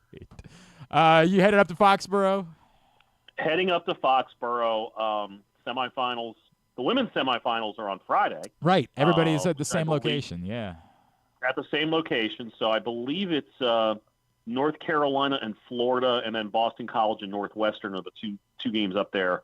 The men's semifinals on Saturday starting at noon. Don't believe the 2:30 start time for the Maryland game. That'll probably be closer to 2:50 or 3. Yeah. And then the women's final, D2 final, D3 final on Sunday, and the D1 final on the men's side on Monday afternoon. At Discourse, D1S Course on Twitter and Blue Sky, and of course USA Lacrosse Magazine for all of his coverage. Let's throw up a link to what he wrote about the quarterfinal weekend, and we'll retweet that out on our Twitter account at Glenn Clark Radio as well. Patrick, appreciate you, sir. Enjoy the trip up. We'll talk to you next Tuesday. All right. Awesome, Glenn. Take care. It's Patrick Stevens with us here on GCR. 7 for 7 on Carlos Santana. I had forgotten Pittsburgh. I had forgotten Philadelphia. I had absolutely forgotten about Seattle. I think I gave it to you like last week, and I forgotten Milwaukee already. I think the only reason why I remembered Milwaukee is because we had talked about Carlos Santana just a couple weeks ago. Also, you know what was a saving grace last night is at trivia, the second picture round of the night. It was so they put up 5 pictures of something, and we have to name. They put up the Sports Illustrated cover. No, that would have been good, though. That would have been good, right? It was name the musical act, and then at the end, and what is the theme? And for the first couple, I was struggling. I was like, I don't think I know who these people are. And then the fourth one was Outkast, and the fifth one was Soundgarden. And then I was like, oh, it's the Rock and Roll Hall of Fame inductees for this year. Okay. And the only reason I know that is because, of course, Spiro and I do the segment every year where we hotly debate the Rock and Roll Hall of Fame. So then I was able to start piecing together from there who else was in this year's Rock and Roll Hall of Fame class. White Stripes. But no, I definitely would have recognized the White Stripes. I couldn't remember whether it was Bad Company or... I would have too, yeah. Yeah, definitely you would have. I couldn't remember if it was Bad Company or Foreigner that gotten in, so I was like sitting there, and thankfully I was like, it's one of the two, and I can't remember which one it was. Foreigner, right? No, it was Bad Company. Oh, wow. But thankfully, our movie guy was like, no, there were more people in Foreigner. There are only 4 people in that one. And I'm like, then it's Bad Company. That's who it is. So we got that one, and I pulled Chubby Checker out of my ass. Straight shoot. I'm just going to be as frank as I can about this. Chubby Checker walked in right now. Not only do I not know what Chubby Checker looked like, I also didn't think the first picture that went up there, I thought it was more like a Latin guy. I thought it was like everybody else on the team was like, who would be a black guy? The guy was like, that guy was black? I thought he looked like, like Tito Puente, like that's what I was going. And then once they said that, I was like, oh, I think Chubby Checker, they're putting him in this year. Because we remember having the whole conversation, Spiro and I, about how like Chubby Checker's really kind of one song. What's his one song? Come on, baby. Let's do the twist. Oh, the twist, okay. Come on. And then his second hit was Let's Twist Again like we did last summer. Oh, is there a situation unfolding? All right. Well, I was afraid. As long as that's all it is. Sometimes I've watched movies where it starts with someone delivering a package and then it goes a very different place. Yeah, right. And they're like, I'm here to deliver a package. And you're like, wait a second. It was sort of like, we good? Everything's all right? We're getting more paper. More paper? Yeah. Oh, like for the printer? Yeah. Oh, I think that's because you and I waste a lot of it. I don't waste it. Well, we don't waste it. I understand. It goes to very good use. True, but maybe not always company use. We might take advantage of that a little bit. I put that in the discretionary fund. Yeah. That's the keeping your people happy. That's what we call that. The one we did miss one though. It was we were between Joe Cocker and Warren Zevon. Turns out they both got into the Rock and Roll Hall of Fame this year. The picture was of Joe Cocker, not of Warren Zevon. We went with Warren Zevon, so we did not sweep that round last night, which is a real shame. I saw Zach Moore's point, which is not about walking Contreras as much as it is, but you throw very specific pitches in that situation that it's sort of like you're pitching around a guy. You're just not attacking someone in that spot. And I'll listen to that argument, right? I don't know why you operate with the idea that we can't get William Contreras out. I don't know where that comes from. Again, it comes from he had 3 hits earlier in the game, but he didn't have 3 hits against Yennier Cano. You want to have a Yennier Cano conversation? By all means. He has struggled mightily. We're not debating that. But I don't understand that thought process that it's impossible to get William Contreras out. I don't know where that comes from. Or that, like, he's so much dramatically better than Jackson Chourio just because he had 3 hits on the night. I don't subscribe to that theory myself. It's because the Orioles can't get anyone out. That's more my issue, right? Like, when are we walking? I don't know that he really was more likely than Jackson Chourio was. I don't know that. First pitch was a called strike on the outside of the zone. Okay. Second pitch was way outside ball. Third pitch was closer to being pretty much down the middle, and he fouled it off. And the fourth pitch was actually out of the zone. It was below the zone, and that was the one that he ripped. That was the one he hit. Yeah. And he ripped it. There's no debate about that. 104 off the bat. Mike Elias will meet with the media today. In Milwaukee. It was fun. It was fun bash. Yeah, it was, right? Like, I think I saw that just after Buster was talking about it. Now, that being said, Buster's point still remains. Like, that's 4 days later. And then the secondary part of it is it's also in Milwaukee. And while it's better than nothing, you had 2 days to do it here. And while somebody would say, well, what does it matter? What it matters is there's only a handful of reporters that travel with the team. And I'm not saying that it isn't important to talk to them or that it's not arguably more important to talk to the guys that cover the team every day. But the advantage of doing it here is the TV reporters should be able to be there. The people that don't travel with the team but do cover the team should be able to be there. You shouldn't be seemingly hiding from anyone. That's sort of the point that by doing it in Milwaukee, you're kind of hiding a little bit still. So who's there? Rock's probably there. Wyrick is there. I think I saw this week. I think Jacob Calvin. I thought Jacob was. Jacob's not? I don't know. I don't know. I don't think the Sun sends everyone, do they? I'm pretty sure like Wyrick is the only one from. Well, I think they might alternate. I don't know. That's what I mean. So Wyrick went, but Jacob Calvin didn't go. Yeah. I could be wrong. And but then that's probably the same thing for the banner. It's probably either Andy Koska or Danielle Allentuck who went. I don't know which one of them. Typically, yes. They send one of their beat reporters on the road for each series. So I think Rich Dubroff still travels. I'm pretty sure he still travels. But it's a small list. And it's also possible sometimes it's not Rock. It's like the younger guy that works at Masson, who I'm blanking on. Mortensen, that sounds right. Brendan? Brendan, yeah, whoever that is. But I think that's about the list. 1, 2, 3, 4. Yeah. Like, inevitably, a news source or two will have stringers. Like, whoever the AP reporter is in Milwaukee will be told to go to Mike Elias's. It's not even a press conference. It's a gaggle. In a locker or something? No, he's going to sit in the dugout. Okay. It's a gaggle. So, and an MLB.com writer goes on the road too. I can't remember. Jake Rill, thank you.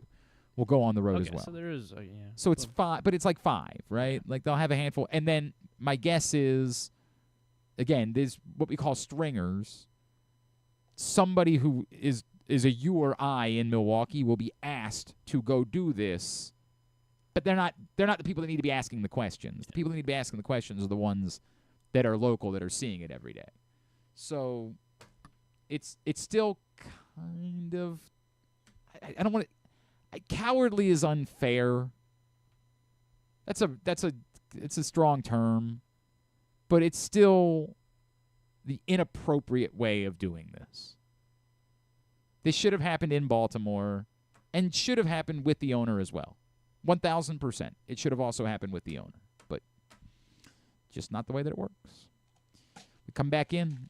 Yes? I mean, I was going to say, so, like, let's say, like, what are they? They do something Sunday morning where everyone's in the warehouse. They have donuts for everyone. Like, is that? I don't care if there's media people get all worked up about this. Like, there's some responsibility for the people that you cover to provide you food. It's just a way that we've grown accustomed to, right? Like, so we think that's the way that it works. And I like, Stan was getting so all after they needed to Towson do was a gaggle on Yes, you Sunday just need morning. to make all. It can be on Zoom. If you did it today on Zoom, then the reporters in Milwaukee can do it, and the reporters that didn't get to make the trip can do it. The idea is not doing anything that makes it seem like you're trying to do it secretively or avoiding someone or something. You want there to be as much transparency as there possibly can be. So however you need to arrange that, do it that way. If, to the point, David Rubenstein wasn't in town, then ask him, could you also join this Zoom? It'll be Mike Elias, David Rubenstein. You say to everybody who covers the team regularly gets to have one question. And we'll go to you, everybody gets to ask a question. Simple as that. It's not, if functionally you can't make it in person, that's the way you should do it.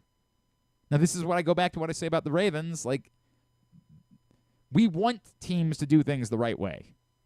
We say they need to do it the right way, but that's not the way that this works. This isn't the government we're talking about. This isn't they need to hold a town hall with their constituents. Like, this is a baseball team. We use words like need when it's more like they should want to. And that's the disappointing part about it. It absolutely should have happened in Baltimore over the weekend with both people or via Zoom with both people so that everyone involved could be involved in asking questions. Just not the way it's going to work out. Sebastian Wilkins is the other huge recruit that Maryland is now working on. They're competing against Duke. Those are the final two. Wow. That's this kid better be careful. Apparently he's going to make his announcement on Friday, he said yesterday. We'll make an announcement Friday afternoon about whether it is Duke or whether it is Maryland. Ranked the number 27 player in the country. We will see. We will see. Don't win a lot of recruiting battles against Duke. Just not the way it typically works. Come back in, get a tidbit, get Tubular to wind things down for a Tuesday edition of Glenn Clark Radio. This August, the PGA Tour's best are coming to Maryland. The 2025 BMW Championship tees off August 12th through 17th at Caves Valley Golf Club in Owings Mills. See the top 50 players battle it out in the penultimate event of the FedEx Cup playoffs.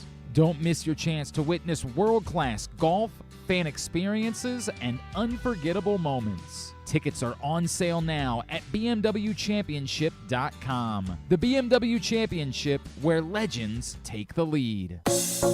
Discover luxury without limits at Live Casino and Hotel Maryland. This April, unlock a world of high-fashion delights and exclusive style. Earn entries daily starting April 1st and join our drawing on Friday, April 25th. 19 will win up to $2,000 in cash and free play. And one grand prize winner will take home a curated Versace homeware collection. At Arundel Mills, must be 21. Please play responsibly. For help, visit mdgamblinghelp.org or call 1-800-GAMBLER. Driving in Maryland? Did you know an Easy Pass from DriveEasyMD.com can save you time and money? Of course you did, because you are a thrifty driver. An antenna reads your Easy Pass transponder and automatically deducts the toll from your Easy Pass account. Learn more at DriveEasyMD.com. What makes the Costas Inn so special? This is Stan the Fan telling you that it's the people that work for you, cooking and serving. But that menu is also special with a capital S. Soups, salads, the raw bar, pasta dishes, seafood specialties, and entrees like the Costas combos, steaks, chops, ribs, amazingly delicious meatloaf, and all manner of delicious spilling sandwiches, including pit beef and turkey and subs. Of course, the steamed crabs are as good as you can get anywhere, and they serve them 12 months a year. The crab cakes are out of this world. Costas is open 7 days a week for lunch and dinner at 4100 North Point Boulevard, and coming soon, very soon, Costas in Timonium at the OTB Parlor at Timonium Racecourse. We'll get you the opening date real soon.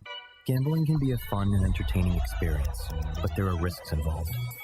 If you're planning on betting on the game at the casino or on your phone or computer, know your limit, stay within it. Set a budget and a time to stop. Remember, gambling isn't a financial solution, and it doesn't mix well with alcohol or drugs. Know the risks and have a plan before you begin gambling. For free and confidential services, call 1-800-GAMBLER 24/7 or go to helpmygamblingproblem.org. Want to improve your golf game or learn to play for the first time? The Baltimore Golf Academy has fun, instructional programs for the beginner golfer to everyday players. The Baltimore Golf Academy can take your game to the next level. Enroll today at baltimoregolfacademy.com. Whether your focus is luxury and comfort, convenience and technologically advanced connectivity, or sporty performance and aggressive styling, we've got the perfect Highlander for you. Check out buyatoyota.com for deals on new Highlanders from your local Toyota dealer today. Coming back in here with Glenn and the other guy, Garrett, whatever his name is. You know who they are. All right, we got to wind things down. We're running late, and apparently Griffin has to duck out for something today, so we got to wrap up. But let's get a tidbit. Tidbit is brought to you today by... this was brought to you by the print issue of PressBox, which is still available wherever you find PressBox around town. You can read it at PressBoxOnline.com, featuring that great cover story from Luke Jackson, the hard road back from major elbow surgery for Felix Bautista, Tyler Wells, Kyle Bradish, among others. Go pick it up right now wherever you find PressBox. We were just talking about Jake Rill. He let's see, this is the tweet from Jake Rill from. You doing all right over there? I hate it when like a pen like gets stuck like that, right? Sure. And you're like, why is it? So that's why I had it did it again, well, right? I feel like you're being maybe if you're a little bit more. The only way to fix it. If you're a little more gentle with it, it won't like. Nope, that broke it. I know. Shot. I don't know why you. Well, would it do wasn't that. going to work the other way. It would dry out if it just stayed stuck, Griffin. I know, but you didn't have to smash it against the table. Well, I did what I wanted to do. You deal with it. Are you? You can treat your pens however you'd like to treat your I pens. mean, And I like you were coming after me about how I handle pens. I like my pens to have a long shelf life, and so. I would like it to have a long shelf life well, too. not when you're going to smash it against the table. Well, not when it's going to get stuck like that. You got anything else? You're blaming it on the pen? I am going to blame it on the pen. I'm going to say there's 100%. probably definitely some user error involved. Oh, yeah, I'm sure I screwed up how I used the pen. I think you could be a little bit more gentle to just going, why is this not working? I only did that in response to the pen breaking. The pen started the problem here. Well, here's a pleasant tidbit for you. Watch how gentle I treat this pen. This one doesn't work. Well, I give it up. Just give it a few more circles. It's not great. Orioles are 15-31. Jake Rill points out there has never been an MLB team to reach the postseason that had 15 or fewer wins through their first 46 games of the season. So now it's official. It's cool. They won't. There was. But if they win the next four, they'll tie that Nationals team. There was one team to win 16 games through the 46 game mark. They went 16-30. That was, of course, the 2005. I don't know. Houston Astros. Oh, okay. Yeah, if you say right. so. Yeah, there you go. They lost to the White Sox in the World Series that year. Wow, right? so they made it to so they started Didn't 16-30. Was it 05? Yeah, was the 05 World Series? Was that when the Astros lost? I think it was White Sox Astros. You would know better than I would. Yeah. I don't know. I'm going to tell you right now. There you go. I don't Look at know. you. Did you get to the bottom of the Skip Schumacher situation? No, not yet. Way to We're go, working pal. on it. Really I have the appreciate intern that. on it. It was White Sox Astros. White Sox swept the Astros in that World Series. So the Astros started 16-30 in 05 and made a run all the way to the World Series. So what you're saying is that last night was the... Yeah, they had to win last night. Now they it's can't. Now it's done. Also, their first 7-game losing streak for the Orioles since 2020, 2021. Right before... Wait, since 2021? Yeah. I thought it was right before Adley got called up. No. That was. This is they was lost because they had two double-digit. They had two separate Right. double-digit. I remember that from losing streaks. 2021. I was at you. I was at both games where they snapped the losing streaks. Both the wins where they snapped they had a 19-game losing streak and then a 14, or they had the 14-game losing streak first, and then 19. So what you're saying is get you on a plane? I think so. Yeah. Okay. Yeah, that works for me. Yeah. Or I should Get probably him just, out to Milwaukee. I should probably just beat every game, I guess. So they lost the 7th game that they lost in that 19-game losing streak was August 11th, 2021. You want me to run? You want me to do the lineup? Who was on that Orioles team? 2021. So Trey. Yeah. Give me the lineup. I don't know what order they were batting in. Yeah, where was Trey? Trey batting? was cleanup. No. Third. He was batting third, playing first base. 4, 5, 6, 7, 8, 9. Trey was third at first base. Santander. Santander was in the lineup. Yes. He was fourth. He was fourth. Right field. No, he was not. DH. He was DHing. How about let's go with Cedric. Yeah, Cedric Mullins was on the team. He was leading off. He was. Austin Hayes. Austin Hayes was on the team as well. He was playing left field. He was. And he was batting 5th. He was not batting 5th. He was batting 2nd. He was batting 2nd, yes. How about... Now it gets tricky, right? He was in left field. All right, how about... Was Severino? Yeah, Severino was the catcher. Batting 9th. He was not batting 8th. 9th. Nope. 7th. 6th. He's batting 6th.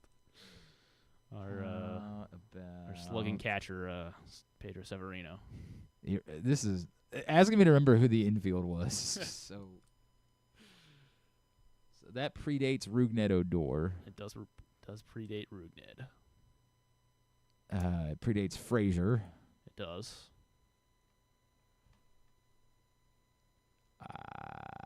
Odor was 22. Rio Ruiz. No, I think this was post-Ruiz. The post-Rio Ruiz era. God, man, this might not go well for your boy. Pat Valaika. No, not Pat Valaika. Never forget Pat Valaika, raising the roof. Pat Valaika and Rita. That's who raises the roof. Orioles lost this game 5-2 to the Detroit Tigers in Camden Yards. Who was the shortstop that He was batting 188. Yeah. He was batting 9th. I don't know. All right, tell me. Darn it! I guess there's really no hint here. Yeah, he was fast. Thank you. But it wasn't Iglesias. This was before Iglesias. Yeah, this was after Iglesias. Iglesias. It was after Iglesias. Was Iglesias the COVID year? No, Or I think he was. 19 and Yeah, 20, I think. 19 and 20. I don't know. Richie Martin. He should have said his name sounds like a singer. Richie Martin batting 9th, your shortstop for the Baltimore Orioles. I might not have better luck at third base or second base. The third baseman and second baseman are still on the current team. Third baseman and second baseman are still on the current team? Really? Yeah.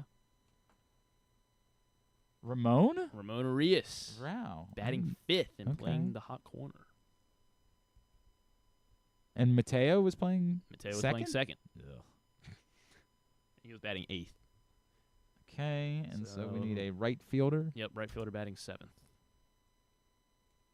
The right fielder would have been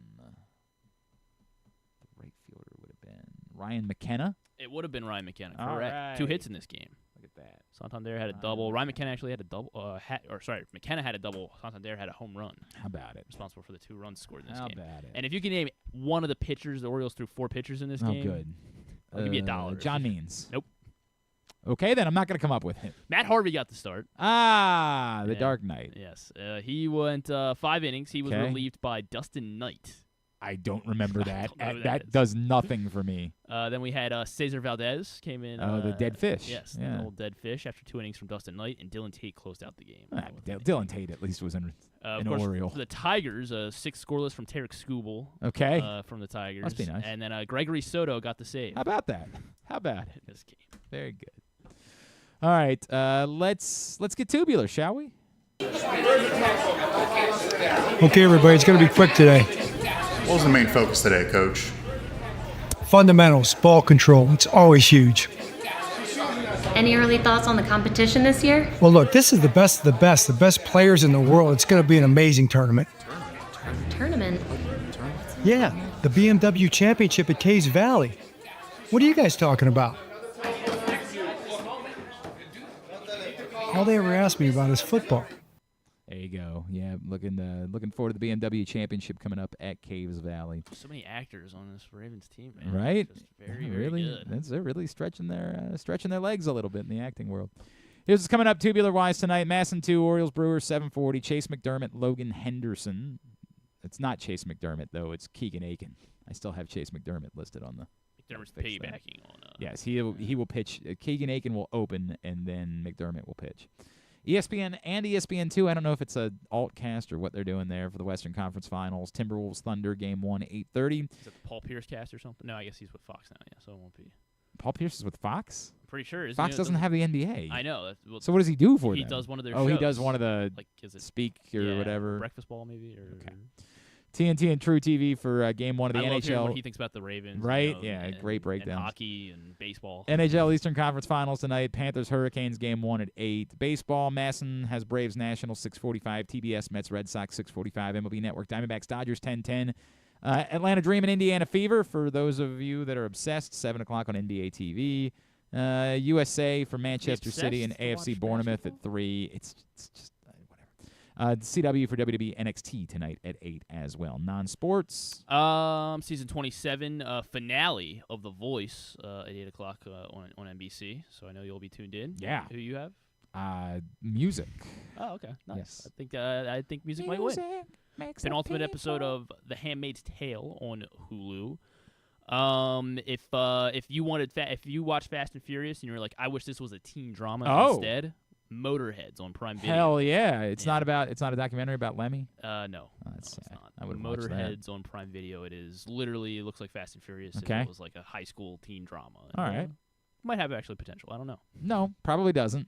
It is the Fall of Favre, Untold. Untold on Netflix. Netflix, as we'll learn Brett more about. Favre. Yeah. Is that it? Sarah Silverman's got a comedy special. I do enjoy Sarah Silverman's work. And Fallon has Jessica Biel and Simon Pegg.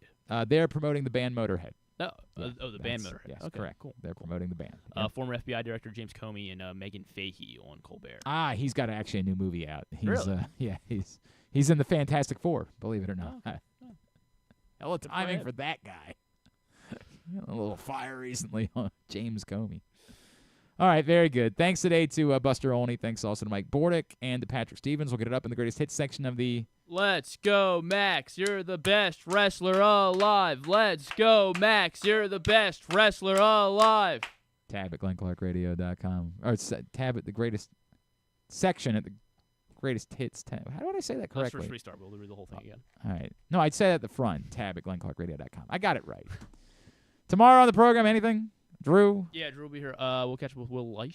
Will Leitch. Yeah. Sorry. That's of course, Once Upon a Time Deadspin founder. Mm-hmm. Apparently, his new book, he also wrote about the Orioles recently for MLB.com, ironically. But apparently, his new book has already been optioned as a movie. Wow. It's called, I think, Lloyd McNeil's Last Ride. I was just starting on it. It really is a fascinating concept. The deal is that, like, he's a cop, and he's dying of cancer, but, like, he finds out that if he dies in the line of duty, his family gets way more money than if he died of cancer. So then he goes and, like, throws himself purposely risking everything. It's actually a really good. I can see this being an excellent movie. I'm going to spend a little more time on the book tonight. Stuff and things as well. Yeah. Thanks to everybody at PressBox, all of our great sponsors and partners, including Game Day Men's Health, Live Casino and Hotel, the BMW Championship, Crown Trophy, Easy Pass, Baltimore's Classic 5 Golf Courses, HelpMyGamblingProblem.org, Costas Inn, Maryland Sports, your local Toyota dealer, buyatoyota.com. Thanks to Alexander the Great. Remind me what it is on Instagram? Alex Wilson _. Thanks to Griffin at Griffin_Bass. Follow us, Twitter, Instagram, and TikTok at Glenn Clark Radio. Have a great Tuesday evening. Please, for the love of God, go Birds. Duke sucks.